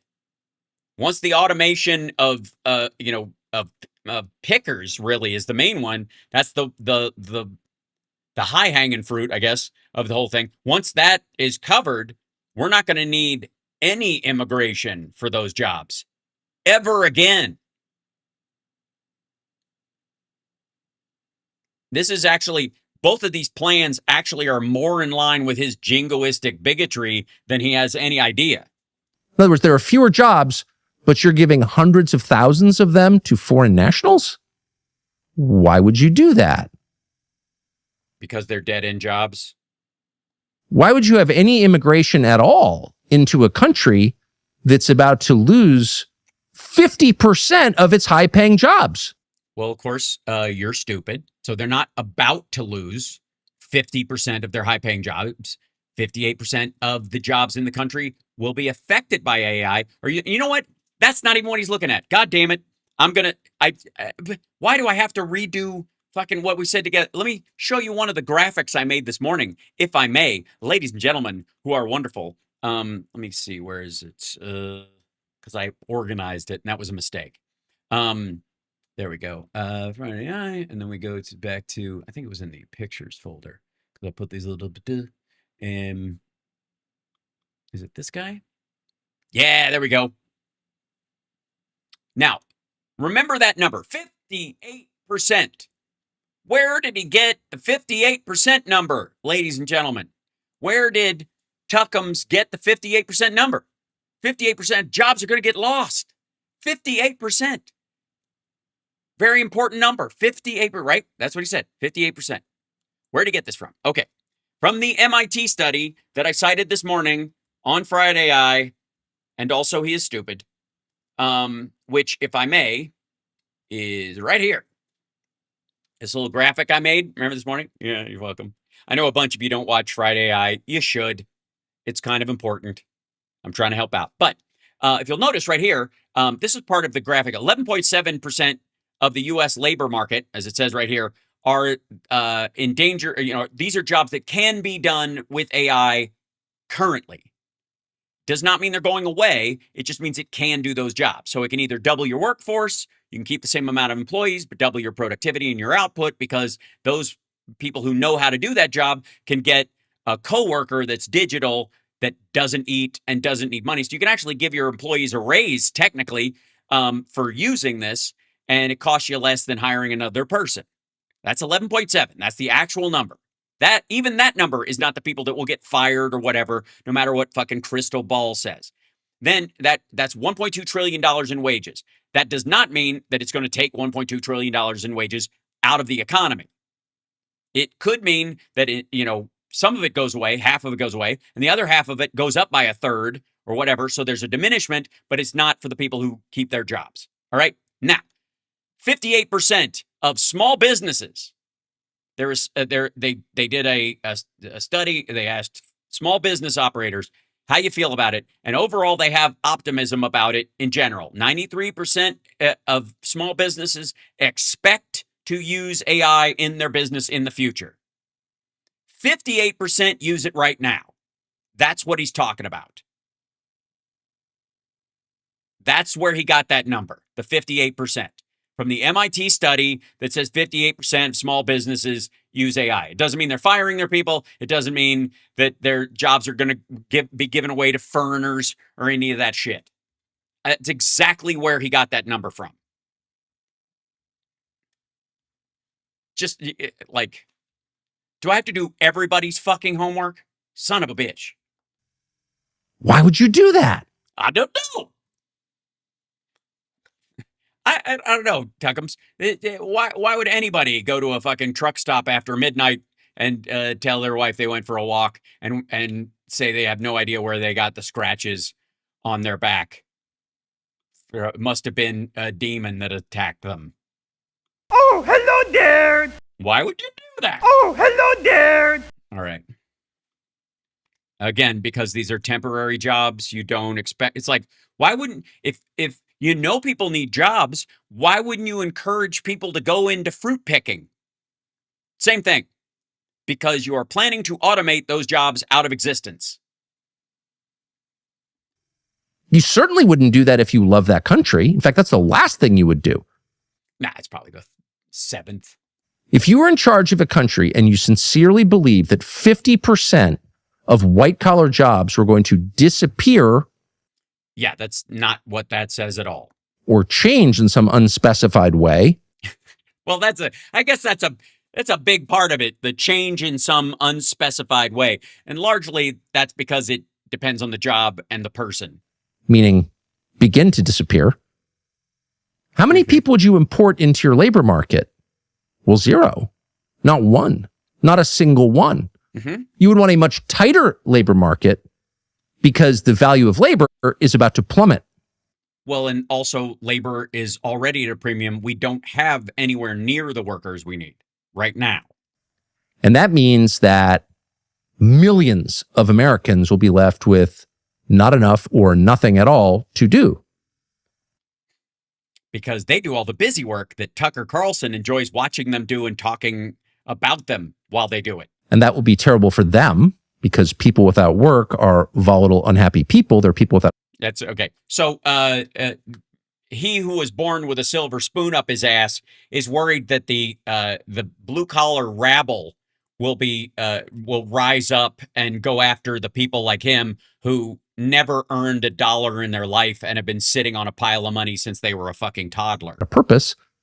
And that will mean disaster potentially for your country because unemployed people in large numbers are dangerous. Right. That's what he's afraid of. Seriously. That's what he's afraid of. Because if you got a job right now and you work at a company or something like that, if that job goes away, you don't have any worth. You don't have a soul. You won't have an idea. If the price of things goes down because labor has gone nearly to zero, so that food and other stuff, the prices continues to cadaver. It disinflates. If that happens and you could afford a life, then it's not like you're going to sit around in relative comfort and actually strive. You're obviously going to get some pitchforks and some torches and run up the hill to his house.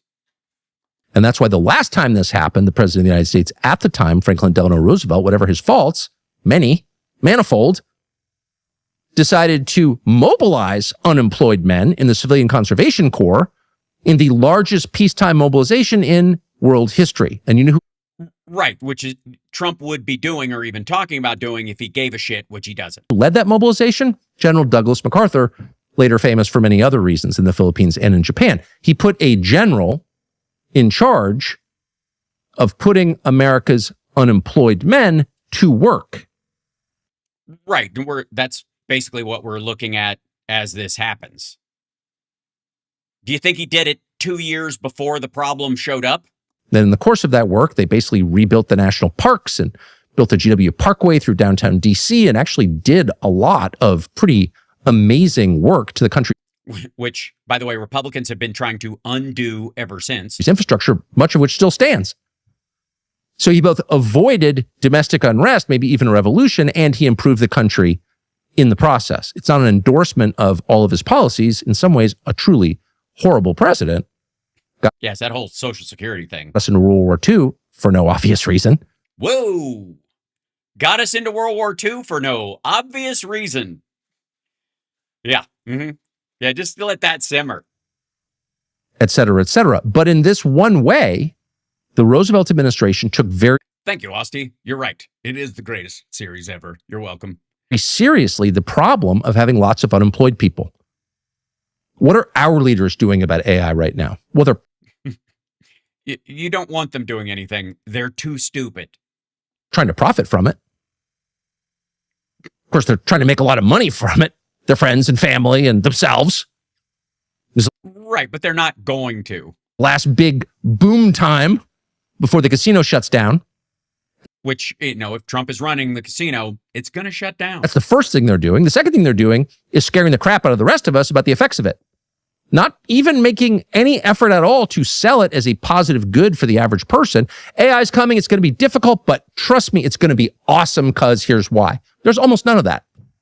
That's pretty much the only way Trump is able to talk about it. So There's almost yes, Lisa, Tucker does not believe that Pearl Harbor happened or that it wasn't staged in an effort by Jews to force us into World War II to attempt to break Western society by baiting us into giving a shit about Jews. I'm not kidding.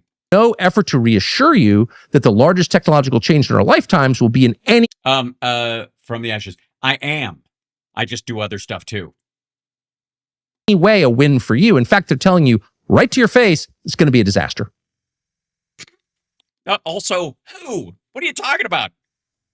What is that? What is that? That thing that I see all the time that I never see. What is that?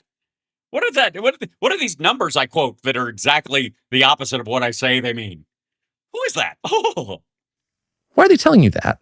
they're not. To prepare you? How do you prepare for that? Your job goes away? What happens next? There's no hint. It's going to be tough. Yeah, you think? If this all comes true, it's going to be very, very tough. So why are they telling you? And Because they want you to. join a resource war that Israel is making you join, and at the same time hate on Candace Owens. In addition to telling you, they're also continuing to import people to compete for a rapidly shrinking number of jobs. Right, again, temporary jobs. I'm over it. I don't know this. We're approaching the point of no return thing. He's all over the fucking map, and his description of how AI is being talked about is not reflective of anything you see, both in the media and in the government.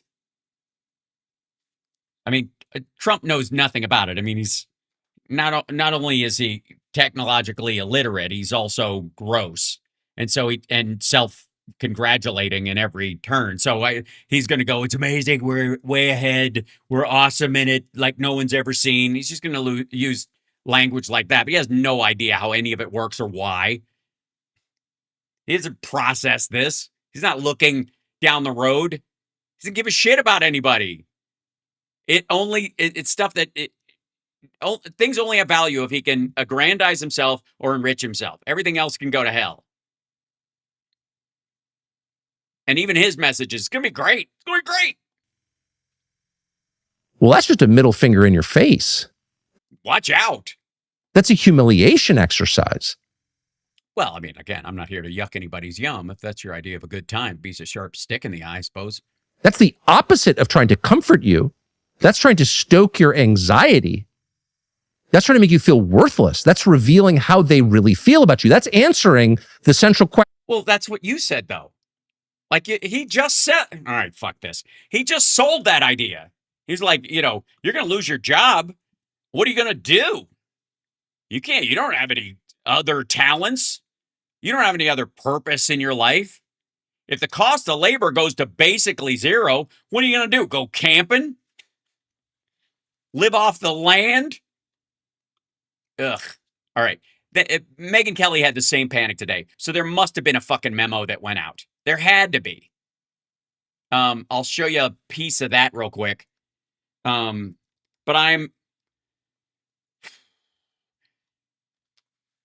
AI will require steadfast and serious thought. Where's this? There you go. And no one that is currently in the White House has the mental capacity to deal with any of it. We literally have the stupidest people we could possibly have in charge at a time like this.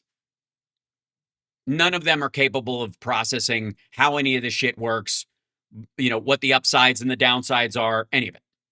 Let me see if I can find this. Where's this Megan business? Where was she? When did I see you? No, that's the Trump is fucked one.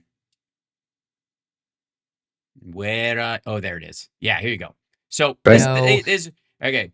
She's got one of these AI doomers, Tristan Harris, on her show. Same thing. I know this isn't full fried AI all day long, but this is all right. Yeah. So here we go. If we can see what we're doing, we can say, are we doing the right thing here, or do we need to do something different? And I want to convince your listeners that for many different reasons, we're heading to an anti-human future. Let's say for many different reasons, we are heading to an anti-human future. Big words, big assertion. All this nuclear weapon. The Center for Humane Technology, co-founder of that, which obviously their website was designed with the AI on Wix. And rogue AI stuff off the table for a moment. So just put that completely aside. Let's just ask about the economic question. And we're hearing that AI is here to enhance the American worker, to support workers, to give you a blinking cursor for your job. It helps you vibe code and have agents and doing. Not according to Tucker. Apparently, all we're hearing is you'll never have a job and you're fucked, and it's not here to help. It's just going to take over and just sit back and stick your thumb up your ass and fear the future. All this work much faster. It's all here to help you. But what is the business model of these AI companies? To put themselves out of business. For real. Like literally the edge computing version of their AI gets better every year along with the Premier model, and they're going to reach a tipping point where you don't even need the highest model to run a Fortune 500 company from your fucking laptop. So once it reaches that point, what the fuck do you need them for? They're putting themselves out of business. They are. Do you know how many open source robot companies there are? Once a robot can make a robot, how many open source robots does it take to make more open source robots? And then, why do you fucking need Optimus? And if you want the software from Optimus, you can hack it or vibe code it. You don't even need it from them. Like, in our work on social media, we were able to correctly predict what would happen with social media. It's not because we're prescient. It's because we follow the advice of Charlie Munger, who was Warren Buffett's business partner. And the quote from Charlie Munger is, show me the incentive and I'll show you the outcome. Right. But there's a difference between trying to bait people into using your product and replacing difficult, painful, repetitive, boorish work at first, and then eventually magically taking over everything because apparently humans can't be bothered. So what was the incentive for social media? Was it strengthening kids' development psychologically and making sure you felt not lonely and connecting you to your friends? And no, the business model is maximizing screen time and engagement and eyeballs, which also, for the record, all TikTok aside, which the algorithm is, again, a society disruptor and it's malware and you should get it off your phone, even if it's currently run by fucking Oracle. Doesn't matter. Social media is not the internet. Social media was not a disruptor in people's relationships. And like, people don't get married anymore. They get married to people online they've never met. That would be the equivalent of what he's talking about with AI. AI is a tool. It is the next generation of UI with a computer. How you operate, the user interface with a computer. Nobody thinks fucking Tony Stark is lazy because he has Jarvis. It just does all the calculating work the same way that a calculator would have made Alan Turing's job immensely easier. That and not being in a homophobic country. That would have also helped, I think. Personally, I think it would have been a good thing. But, means maximizing duration of use, frequency of use, which means hacking human psychology. We call it the race to the bottom of the brainstem. And that got us fear of missing out, mass loneliness, slot machine, pull to refresh, more likes. Did I get more likes now? Social validation and approval. Who's the, prettiest of them all? And you get... I am. Thank you very much. It was settled. I don't know what to do. Look, I have my award and it's in the other room and I don't show it off, but I got the most likes one day and I was like, I'm the belle of the ball. And I finally liked myself.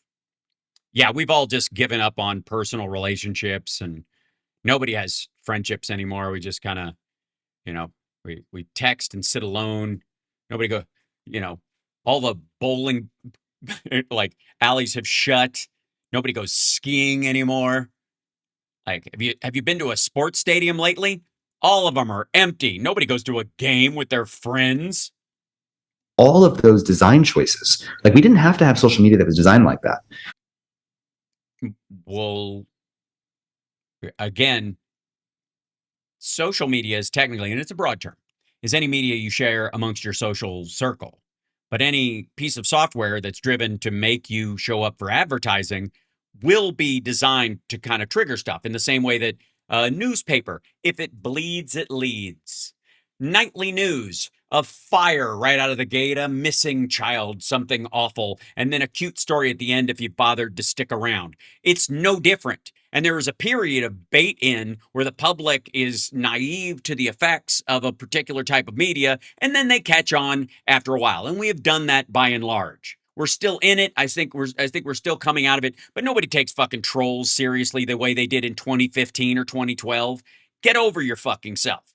The first time somebody went to see a silent film with a gunfight in it, the guy in the gunfight pointed his gun at the audience and fired it, and people in the audience had heart attacks. You know why? Because they were weak. No, because they weren't prepared emotionally, psychologically for that kind of media. They couldn't process it. Now, how many people have heart attacks when a character on screen points a gun at the camera? Fucking zero. We got it that way because of these incentives. And that's how we were able to predict accurately 13 years before it all happened in 2013 that we would get a more addicted, distracted, polarized, narcissistic, sexualized society. And all of those things have come true. And there was just a lawsuit against Meta, 2 weeks ago. Yeah, for stuff they were doing years ago. It didn't double in that time. And also, even before TikTok rolled into town, there was a lot more balanced, attention span in these things. Even though it was short form, people weren't insta chasing the way they did with TikTok. It was a level up because that algorithm is designed as a society disruptor, not to be financially viable. $375 million for they knowingly harmed young kids, and they did not do something about it because they profited from young users joining the platform. I think the lifetime value of a young user, a young girl on Instagram, is something like $273, and they would prefer to take that $273 than to try to regulate their tech. Well, again, the lifetime part is like they don't want to drive her to suicide, for example. One would think. Otherwise, how long of a lifetime are we talking about? The lifetime that she's still a teenager? Does she lose that at one point when she ages out of it? Technology. Okay. So that's how we predicted social media. So now AI, how do we also no parallels predict what's going to happen? Because there's a lot of weaponized uncertainty. People say, who could predict which way this is going to go? There's, so many options, and we could get utopia and we could get peril. And how would we know? Well, look at the incentive. Okay. How is the incentive for AI companies the same as the incentive for social media companies? Besides the fact that they want you to use the software, use it more often, but you have to have a reason to use it. Otherwise, it just becomes a social media app, which anybody can fucking make. Anybody could make an app right now, a large language model chatbot that you can talk to about how lonely and jobless you are. But if there's no job to help you with, what the fuck is it there for? And again, if they make all the jobs go away, why do I need to have a company as big as Meta to compete with them? If I don't need employees because they could fire all theirs, then shit, I could start a company digitally using agents that competes with Meta in a matter of months. You see how fucking dumb this is? So what is the incentive of ChatGPT? Okay, so people scratch their chin and they're like, okay, so I pay ChatGPT $20 a month. Maybe their incentive is just getting everybody paying $20 a month for a subscription. But that wouldn't make back the amount of money that they've taken on as investment, right? What about search revenue? Like Google. Google's a very profitable search company. Let's do search advertising. That also wouldn't make back the amount of money. Right, but neither would putting everybody out of business so they can't have $20 subscribers. Sorry, all the people who know how to use it and become AI literate are going to have a job, and then they're going to use it so much that it's going to put them out of a job, and then who pays the $20 that they were paying to use it? These companies have taken on. The only thing that provides the return for this level of investment, which this year alone is hundreds of billions of dollars, is to be able to replace all economic labor in the economy. Or double it, because you still need a customer base. So having doubling the amount of productivity would also be a way to do this. And you would still have the buy-in from the company. Again, most people don't want a little upstart like me to be able to compete with their giant billion-dollar company. So they're going to have real human beings operating in a lot of these places, meeting together, forming opinions, developing products and stuff like that, instead of winding up a bunch of fucking agents and living on a fucking boat, driving their magic company. Like Meta now has 3 employees and it's on autopilot. What a bunch of shit. I want to repeat that. Their only incentive is to replace, not to augment and support American workers or, workers around the world, but to replace all jobs, to be able to do what a marketing analyst does, what a lawyer does, what a financial analyst does, what a consultant does, what an illustrator does, what a movie producer does. Yeah, except without judgment and without the why. You get the picture. No. Oh, again, if we just let anybody use Photoshop, what are the photo editors going to do? Real photographers get really expensive lenses and they put their stuff together, and now everybody's got a lens on their phone. What the fuck is going to happen to the photography industry? Nobody's going to, like museums that have photographs in them, people are going to go, what the fuck do I care? I've got billions of photographs on my phone. It's... want to be able to do everything that a human mind can do. Right, so that they can co-pilot what anybody's doing and comprehend it, not replace it. I get it at some point, but holy shit. including physical labor, which includes robots, because that is the $60. Let me just put this in. I'm going to go to the documentary for 1 second. By the way, I know. A bunch of you are like, when do I get my robot Megyn Kelly? Shame on you. Shame on you. Also soon, probably 6 years. And then you pick it up in the back, as I do want to talk about the robots. That's another whole concern. Yeah. Oh boy. SOT 51 from the documentary, the AI doc. At least I will say in the AI documentary, the AI documentary. By the way, I would like to point out, this is what she's having on as content. Instead of talking about prices, Epstein, the Iran war. Yeah. When you can simulate a human mind that is doing... And again, a simulation of a human mind is not a human mind. Human cognition and can do reasoning. That is a new sort of tier of AI that we have to distinguish from previous AI.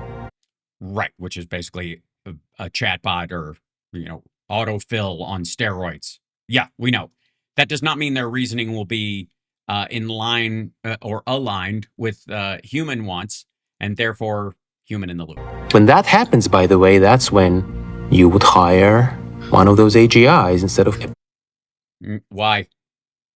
What's your company? person. You would, because you don't like people. Most jobs in our economy, it can do. It can work 24 hours a day, never gets tired, never gets bored. They don't need to sleep. They don't need breaks. They're like not going to join a union. Won't complain, won't whistle blow. You can't sexually harass them. Yeah, there's no, they don't refill the coffee pot. There's, they will never microwave fish in the company microwave. They also can't let you know that your time needs fixing before you go to a meeting. More than 100 times cheaper than humans working at minimum wage. Not only will they be doing everything, but they'll be doing it faster. The same. Well, that's the other thing too, is doing what faster? Do you need somebody to decide what they should be doing in the first place? Right. Intelligence that powers that can also look at the patterns and movements and articulating muscles. These are really awful robot costumes. Robotics. And also AI slop pictures. I would just say use better so shit. it's not just going to... For the record, this asshole in his AI documentary is using AI B-roll. Automate desk jobs. That's just the beginning. It will automate all physical labor. There's no way humans are going to compete with them. Maybe we're not going to compete with them. Yeah, why would robots use computers? Stop it, Water Goddess. You're asking too many questions. By the way, these are all like AI renders of other shit so that because they can't use the proprietary stuff of the figure threes and all that stuff that I showed you. That is really scary. And it's so scary. But it makes perfect sense. Like, no maternity leave. That's right. No vacations required. No workers' comp, Yes, because of all the women who can't wait to work carrying large boxes in factories. Somebody gets injured. Like, nothing is it's quote unquote so much better. Wait. What was that? What was that last part, Megan? And then we'll press on. What was that? What happens what's the last part? Workers' comp, somebody gets injured. Like, right. No workman's comp when somebody gets injured. Right, because a person doesn't get injured doing a dangerous job. Yeah, right, Alyosher. MAGA videos. Nothing but fear and scary, and the future will kill you. And stay away from it while we quietly build our own skills using it and even put it in our own fucking documentary while telling you that it's coming for you. We're going to use it. You think these assholes fucking shot their own goddamn B-roll of that? You think they hired a worker who works in CGI to go into Blender and make them a bunch of fucking robots? Get the fuck out of here. Nothing is it's quote unquote so much better for the employers. That's right. Yeah, who are you going to hire? A complicated employee who has mental health issues or, Thank God they don't look down on all of us. Talks to people Can you see Texas up there on your high horse? work in ways or, complains, or you're going to hire an AI that never complains, works at superhuman speed, doesn't sleep, doesn't take vacation. So it's very obvious. Okay, good question. Superhuman speed. Now, For the Lab Rats fans in the audience, a little thing about superhuman speed.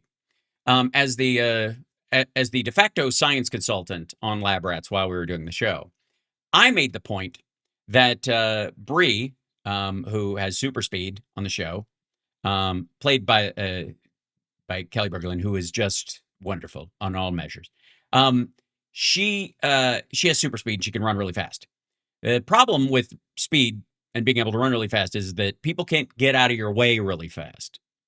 And most stories, if you told them truthfully about a character like the Flash or something, none of them would arrive where they were going if it was longer than a block and a half without being covered in blood and sinew, because you would run right through someone at your high speed. So I made the point that Bree was actually a dimensional shifter, that she could step outside of our space-time, move through it. She just ran a kind of normal speed for her, but by doing that, she crossed space-time faster. Does that make sense? Okay. So, and that's why she didn't end up killing a bunch of people. And that even the Flash, when it looks like he's running in slow motion, it's because he's going through a parallel universe during that part of it. Because if a machine operates too fast, blindly with a specific goal, it will harm people. It's why the robots in factories are either in confined areas where no humans go while they're on, or they move pretty slowly. And again, why most of the robots that people are interacting with, even in like Amazon warehouses, operated at a lower speed because of the liability if somebody were just to walk in the wrong door and get their fucking head caved in. So in this particular instance, this idea that these software things will operate at super speed, there's a reason why the users themselves don't want them to do that.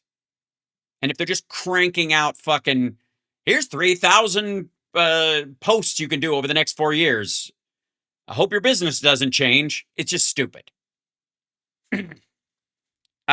It's aggravating how lazy this is mentally. All right, now I know I got stuck and it's Friday night and I gotta wrap up. I know I got caught in this shit again, mainly because of Trump, rambling about. But I do want to check one thing before we go, which is no, not that.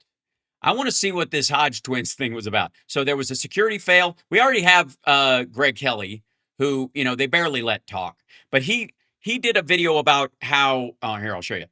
Greg Kelly did one of these videos about like behind the scenes, what really happened, new evidence discovered in the shooting. Positive. Okay, Greg Kelly by himself, I'm sure, exposes new evidence of security flaws at Correspondents' Dinner shooting. Okay, exposes new evidence of security flaws. So it's new to him. It's obviously not new to the people who recognize that it was a security flaw, I suppose, because the video is there or whatever. But we'll see Greg pick this apart. It won't be long because they never, this is one of his longer ones. But there you go. Grotesque failure. I knew it. Assassination attempt comes into focus. This thing was totally screwed up. The Saturday night shooting, President Trump which, by the way, we're not even sure that he fired a shot. conceivably could have lost his life that. Yeah, but a bunch of other people were more likely to die than he was because he was in the entire situation the furthest from the shooter. At night, security was abysmal, and it's getting worse. The picture. It is? Well, then why did Trump go down to the villages? Sure. I'm sorry, folks. This is inexplicable.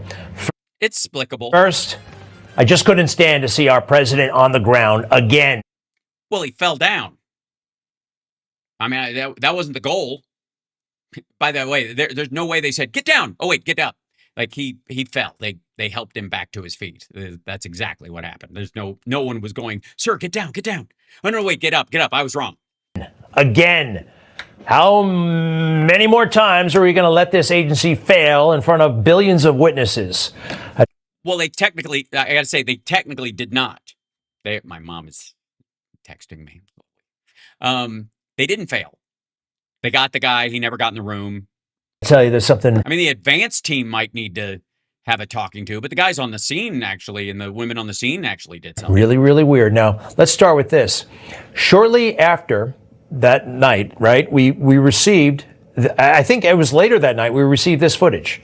This footage was put out. Yes, by Trump and the FBI. You'll notice it's grainy and it's black and white. And right, because they're filming a screen because they rushed to get it out. People were wondering, like, okay, what's up with the 1980s surveillance video? Yeah, well, I mean, we don't expect competence from this White House or from Cash Right? Patel. Why isn't it in color? What's the resolution? Because A, that's a hotel. Hold on a second. Like, how many times can I not? Thank you. Thank you. Right. What's going on here? It's clearly someone filming a monitor in an office. Well, it turns out there was much better resolution, and it wasn't courtesy of AI. They had better security cameras, that were invented in the last 10 years or so. Now, right, but that's the direct feed from it, not someone filming the screen on a monitor. Watch. All right. Now that's the clean. Yes, we learned so much more. Color version. And we'll break that down, but we have some other things to go through. New evidence released by Jeanine Pirro, U.S. Attorney for Washington, D.C. tonight. Wow, and I'm sure, let me guess, the guy bitched about Secret Service, said it would be easy, and then his big, brilliant plan was wait till they're breaking down the magnetometers, which wouldn't have mattered because it wasn't like he was going to let them search him anyways, and just ran through. Now, the hotel, all right? Number one, this is the Hilton Hotel. Fabulous. It has something like 1,000 rooms. The whole idea of having the president, the vice president, and his cabinet in this kind of facility, in a room like this, with 2,500 people. Right, which you could see from this image, a single person with a shotgun bum rushing the place. The chance of them actually hitting the president, was 1 in 1, 2, 3, 4, 5, 6, 7, 8. All right. It's just, and you throw in what happened to Ronald. As dumb as this shooter was, he probably would have fired on the television screen. Reagan in 1981. We shouldn't be doing this. And yes, we do. Yeah, but he wasn't inside. He was coming out. Need a ball. And they also don't bring him in that way. They drive him in underground and bring him in and then drive him out underground. Ballroom on the. He didn't just walk out the front door. White House property as part of the White House. Now, the shooter himself, I don't like saying his name, very strange guy, but his. Is that his nickname? Movements the night before and the night. Yes, he went to a CVS. He clearly logged into the Wi-Fi. Of. Probably bought one of those movies they sell that's more expensive than the other movies, but the title doesn't show up. The regular movies, the title shows up. Why do they hide the title of the more expensive movies? Because they don't want people to think you're flexing how much money you have. Were also strange, and also he was not encumbered. He wasn't stopped. He said security was a joke in his little manifesto. I don't think he was wrong. This is. Well, again, if security was a joke, then why did he have to resort to bum rushing a floor above the actual ballroom? The night before the president and the vice president are going to be in that hotel. Here he is, walking around like he owns the place. With a bunch of locked doors that he doesn't have keys to. Presumably. That's him. Yes. Why didn't they stop a man in dungarees walking around a fine hotel like the Hilton? Who wouldn't have been able to spot that this guy was up to no good walking around like a guest who had a room? It's 9 o'clock at night, by the way. Nobody walks around a hotel at 9 o'clock at night unless Greg Kelly has paid them to come to his room. Friday. Sound like it's 2 a.m, and he's the only one there. Yeah, I mean, I don't imagine it's a big vacation spot. Isn't that kind of weird? Just. No, not really. Something odd. Not odd at all. A person walking in a hallway. So un-odd that you can see why no one gave a shit. And then he goes to the gym. I mean, on a Friday night, most people don't go to the gym, but he I beg your pardon. scopes it out. Excuse me, I'm going to the gym tonight, asshole. That's what you do when you go there. It's like, does this gym got good shit, or is it just going to be like 3 exer bikes and some sweaty dude in the corner? Oh, it's good. They got weights. Never over 50 pounds for the dumbbells. I know it's an insurance thing. Yeah, he's not carrying a gun. He doesn't have a long rifle. He's wearing dress shoes. What are you supposed? Like, there's a lady there. Like, why didn't somebody tackle this guy for walking while black? Right. I'm wondering what he's thinking and what he's doing. Is he thinking? He's thinking, I didn't know this lady was in here because I'm not very smart. Even though I'm book smart, I'm kind of a dipshit. And so I came here to look around, and then I heard her speak, and then I was like, oh, hey, yeah, no, I'm just looking at stuff. Maybe I could put an explosive here. Yeah, that's exactly. The explosive he didn't have. Next time, note to self. You know, if you set off a bomb above the ballroom, you could possibly kill 1,000 people. And not the president. Also, how big a fucking bomb do you think this dude... You don't think the dogs would notice? Right. So I think we have another slow walk, all right, if you don't mind. Yeah? I do mind. Let me guess. He walked one way and then he went back. Incredible. Again? How do you not know this guy is a threat? Look at him. Just like he's the only one. He is the only one. He's by himself in that hallway. Because nobody's going to the gym at night. He's like, I don't know what the fuck I'm going to do. I got no plans till tomorrow. Wink, wink. That's 9 o'clock the night before the big celebration, the big banquet for the president. All right. Amazing. I have another slow walk video. This is very exciting. Hang on, everybody. This is fucking riveting. This is the night of. This is about 20 minutes before he goes in there shooting. Right. It's 9:23 at night. You think he's got the gun in the coat? I think so. President is in that building, and he's just right. Where's this hallway? Where is it? Just walking around. Just walking around. Where? Again, not inspected, not stopped. No one's there to stop or inspect anybody. And also, there is no one to shoot. There's nobody to stop him.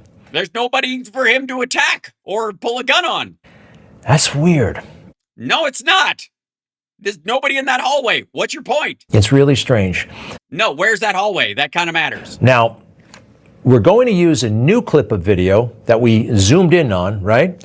Like the Epstein footage that shows clear as day, like Bongholio said, that he hung himself. It's right there. It's on tape. You can see the little orange line happen. It's proof positive. He actually shows himself right near the checkpoint, and then there's a little dog, a Secret Service dog that notices him. Watch this. There's the dog. There's the Secret Service man. Mm-hmm. Yeah, it looks like they're just taking this thing down. That's just before he ran through. Words are exchanged, but off he goes. And then he...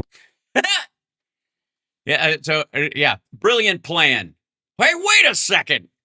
Hold it there, partner. Runs through, and he starts shooting. I didn't know that part of it, did you? No. Did it matter? That a Secret Service man came face to face with him? All right. Now, we'll come back to that. Let's look at the whole piece of footage where he rushed. Also, I'm not sure that was a Secret Service guy. It might have been ATF or FBI or, one of the like local advanced teams. Is the checkpoint. That is the checkpoint. That's the act. Greg, that's the checkpoint. Any second now. Here we go. Thank you. Yes. Right. That's what I said. The guy was just disassembling them. Notice they just took down the... Yes, we could see it in the other shot, shithead. Yes, and we've seen this, yeah. Like I said the other night, they took down the I'm just saying, just because a video game is an 8-bit doesn't mean it's less exciting. It matters about, how committed you are to the game itself. Higher graphics do not necessarily make something more exciting or interesting. All right. The checkpoint, they were in the process of taking it down. You got a lot of people with guns out. Really? Where do you see that? Now, again, the suspect wasn't shot. Now, Janine Pirro and the FBI, they released another version of this that slowed about 35% to 35% speed. And you can see him taking down the checkpoint. Which makes it seem like they had lots of opportunities to shoot him. He was just, when he's walking, basically, he just sauntered right through at 35% regular It's about speed. to come out through that door and rush the checkpoint that is basically non-existent. Well, also, it wouldn't have mattered. He wasn't going to wait to be frisked. He didn't wait for the bell to go off. And they stop it every time a round goes off. So watch, please. Drop the banner if you don't mind. Dun, dun. I do mind. Okay, here we go. Guy running with a gun. They say he fires a round right there. Secret Service fires one shot. And we're very lucky that this guy didn't get killed. That guy right there. That's some pucker factor for you. 2 shot. 3 shot. Gee, I wonder who hit this guy. 4 shot. At least. Mm-hmm. Yeah, none of which came from the shooter. Now watch in the aftermath. Just keep this up.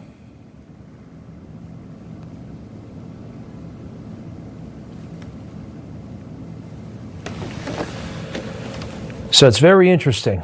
It is. It's interesting how some of the people that were there started shooting, didn't hit him, and then some people who were outside came in the door. Did you see that? The door was opened, and they came in. Because I saw that officer shooting multiple rounds. There's no indication that officer was shot, right? I mean, everybody seems fine. Nobody fell down. And this is the Secret Service director just a few hours ago. Huh. Definitely a plot.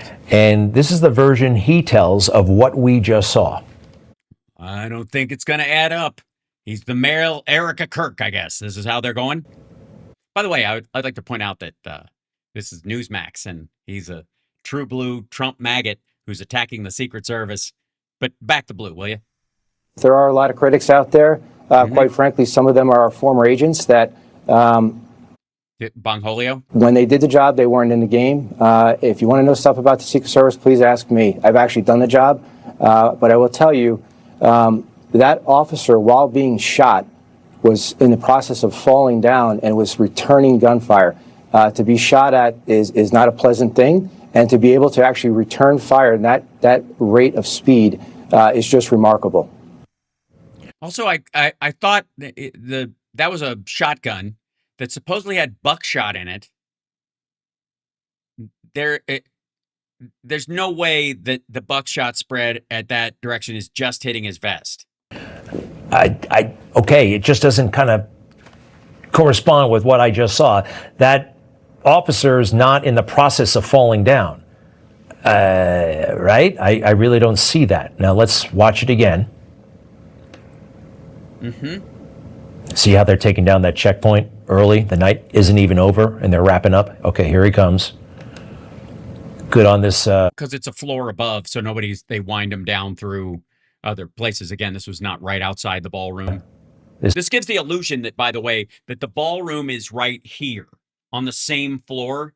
It is not. This guy for pulling his gun, engaging right away. Missing, by the way. Engaging and missing, but still. Missed again. I just don't see that person as in the process. There's the only muzzle flash we see. Of falling down. I think we're talking about on the third shot, it actually hit this guy in the abdomen who was wearing a vest but was okay, and then he pulled.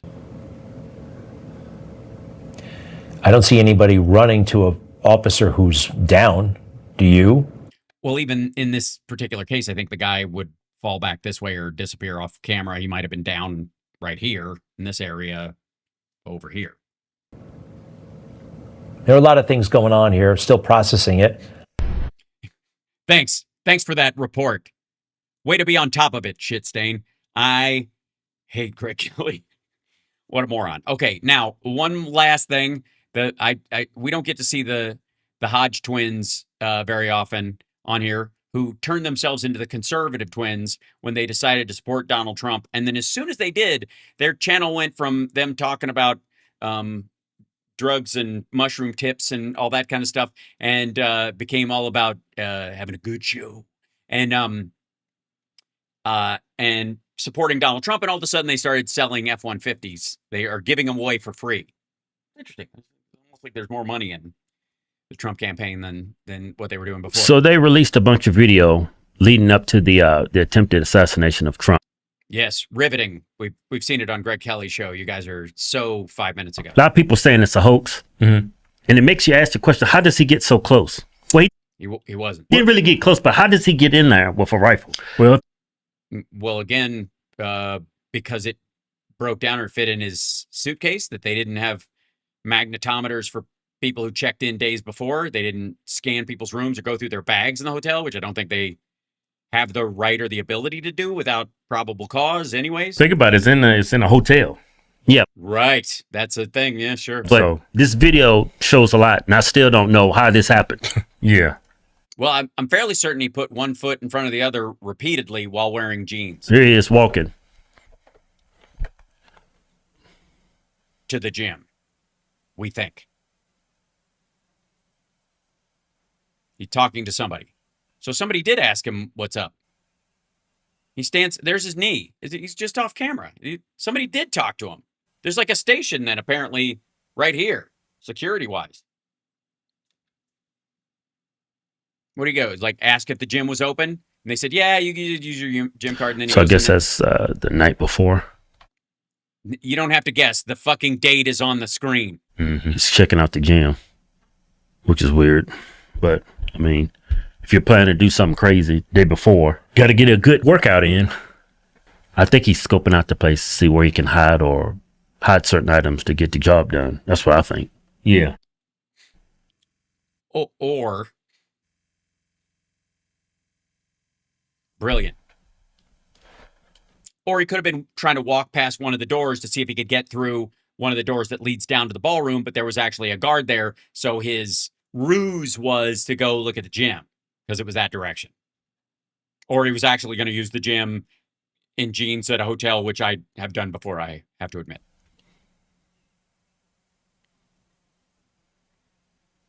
There's a woman sitting right here. Yes. Yes, there is.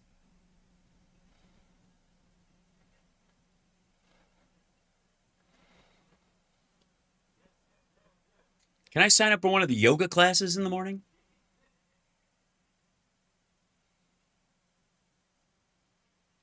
Uh-huh.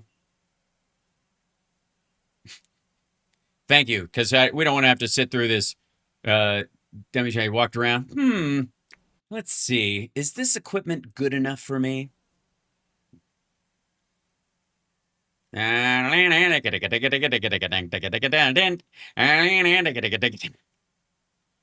Great. This is riveting, guys. Yeah, you're on I think top he's just scoping out the place. Yeah. Yeah, or pretending to look like he's looking at the gym. It's a ruse. It is a nice gym, though, Moon Girl. I'd be like, oh, if I was at a hotel and that was a gym, other than the fact that there was an assassin in it, I would like that gym very much. I mean, I have a, I don't know about you guys, but when I'm traveling, I have a no assassins rule. If I find out there's an assassin staying in the hotel, I get a refund straight to an Airbnb. Yeah.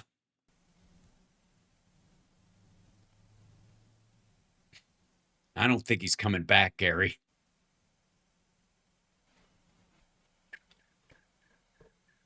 Yeah. So I guess he's walking back to his room?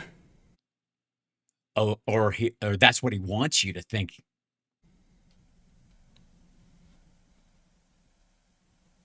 Unless he's staying in the gym?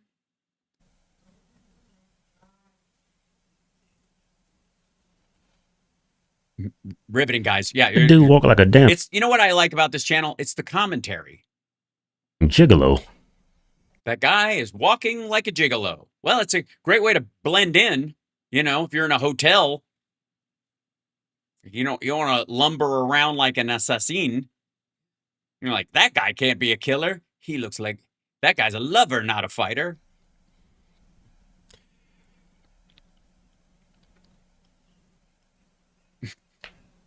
Approximately 3 minutes later.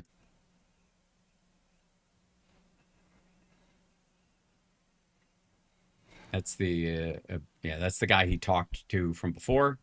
Here he comes back. We're checking. Yeah, this guy walks through, closes the door behind him, and see if he checks to find out if that door is shut. Oh, this would be my one chance to get. Never mind. If he'd only been there a couple seconds earlier, he would have figured out that that door is not locked, and he could have used it for his plan. Foiled again by the bloody clock. Hey, sorry, I came back in here. I left my ego in the gym. He's checking the other door past. Oh, he went out the door past the gym. One evening later.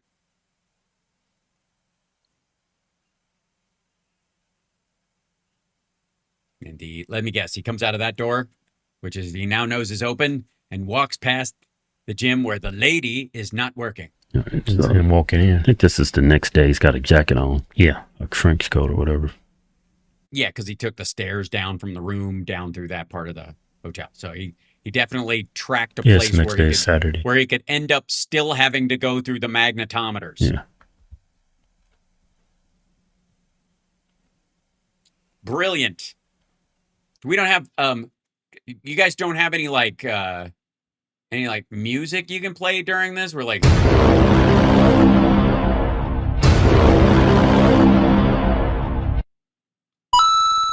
that, you know, something scary. So he must have that rifle in a jacket. Yep. Why is this the only video they released? Well, because obviously there's a deep state plan that Donald Trump approved to make sure that you have as little information as possible, just enough to make you suspicious. Could be cameras all over this hotel. Yeah, but I'm thinking there he is right here. There he is right there.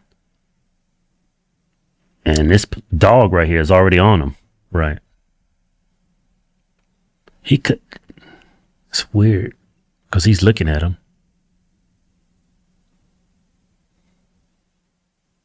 He walks away. Yeah. And then zoom, here he comes. Not really. He comes run out with a rifle.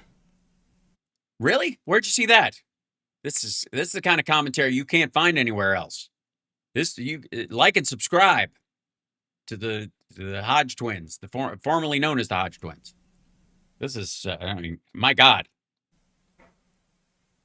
Is it normal when someone else is doing commentary on a video where you can actually hear your own heartbeat? That's a lot of handguns.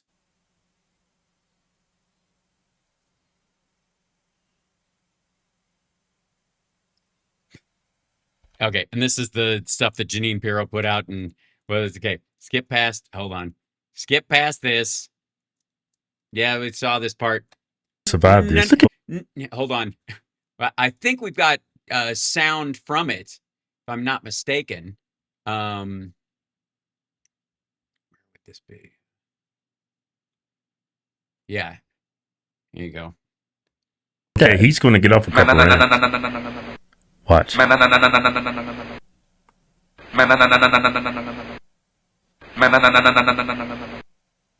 See, yeah. Got off the shot. Look where it's going. Yeah. Look at that. Lucky. Yeah.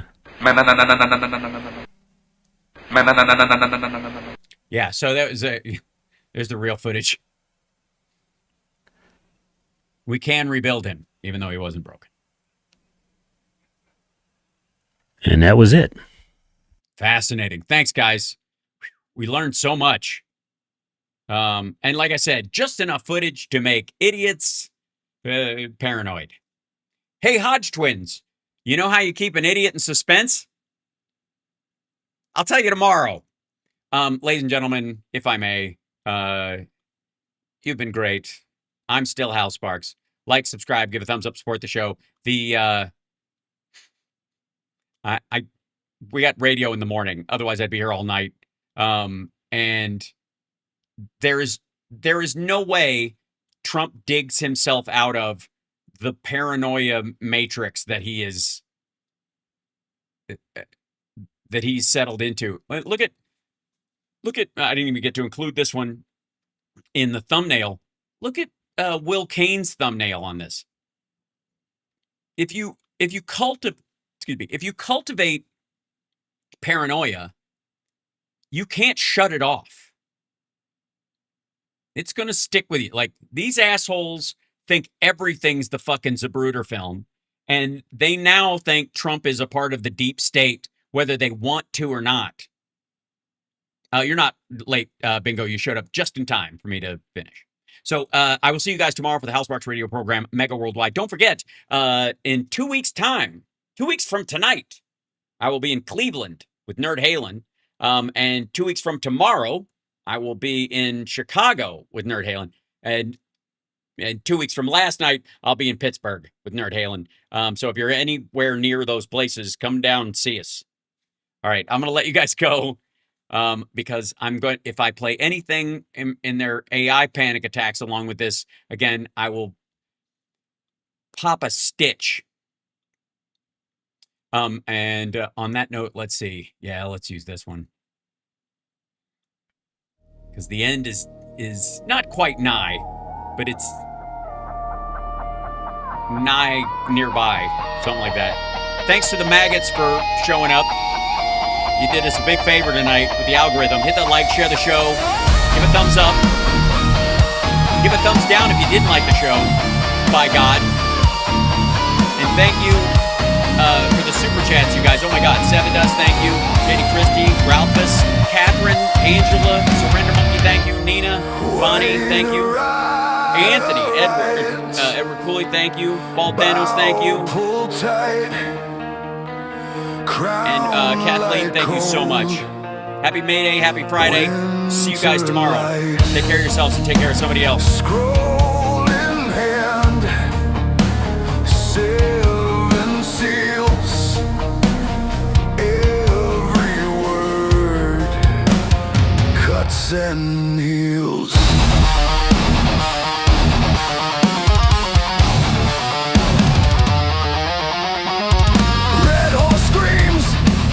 Like drums, sword raised high, kingdoms come, peace unstitched. Thank you guys so much. Thunder at my door. Wars and rumors of wars, spoken like a curse in the dark. Every headline, every scar is another cracked heart in the ark. Wars and rumors of wars. Hey, echo from the prophets and seers. When the Lamb breaks the seal, all the old world shakes with our fears. Black horse ways, bread and bone, steel stilled hard, iron stone. Measure grain by a dying sun, silver short for everyone. Pale horse waits, eyes like ash, graves awake, tombs unlatched, Hades hangs on a trailing chain. Every pulse spells your name. Wars and rumors of wars, spoken like a curse in the dark. Every headline, every scar's another cracked heart in the ark. Wars and rumors of wars. Oh, echo from the prophets and seers. When the Lamb breaks the seal, all the old world shakes with our fear. Yeah, we're gonna raid Tara. I think I'm on her show next Tuesday. Is that right? Fifth seal opens. How long? How long? Blood at the altar. Right on. Tara Devlin is next, and Bob Seska's on there. Cool. Tell him I said hi. Enjoy the raid, everybody.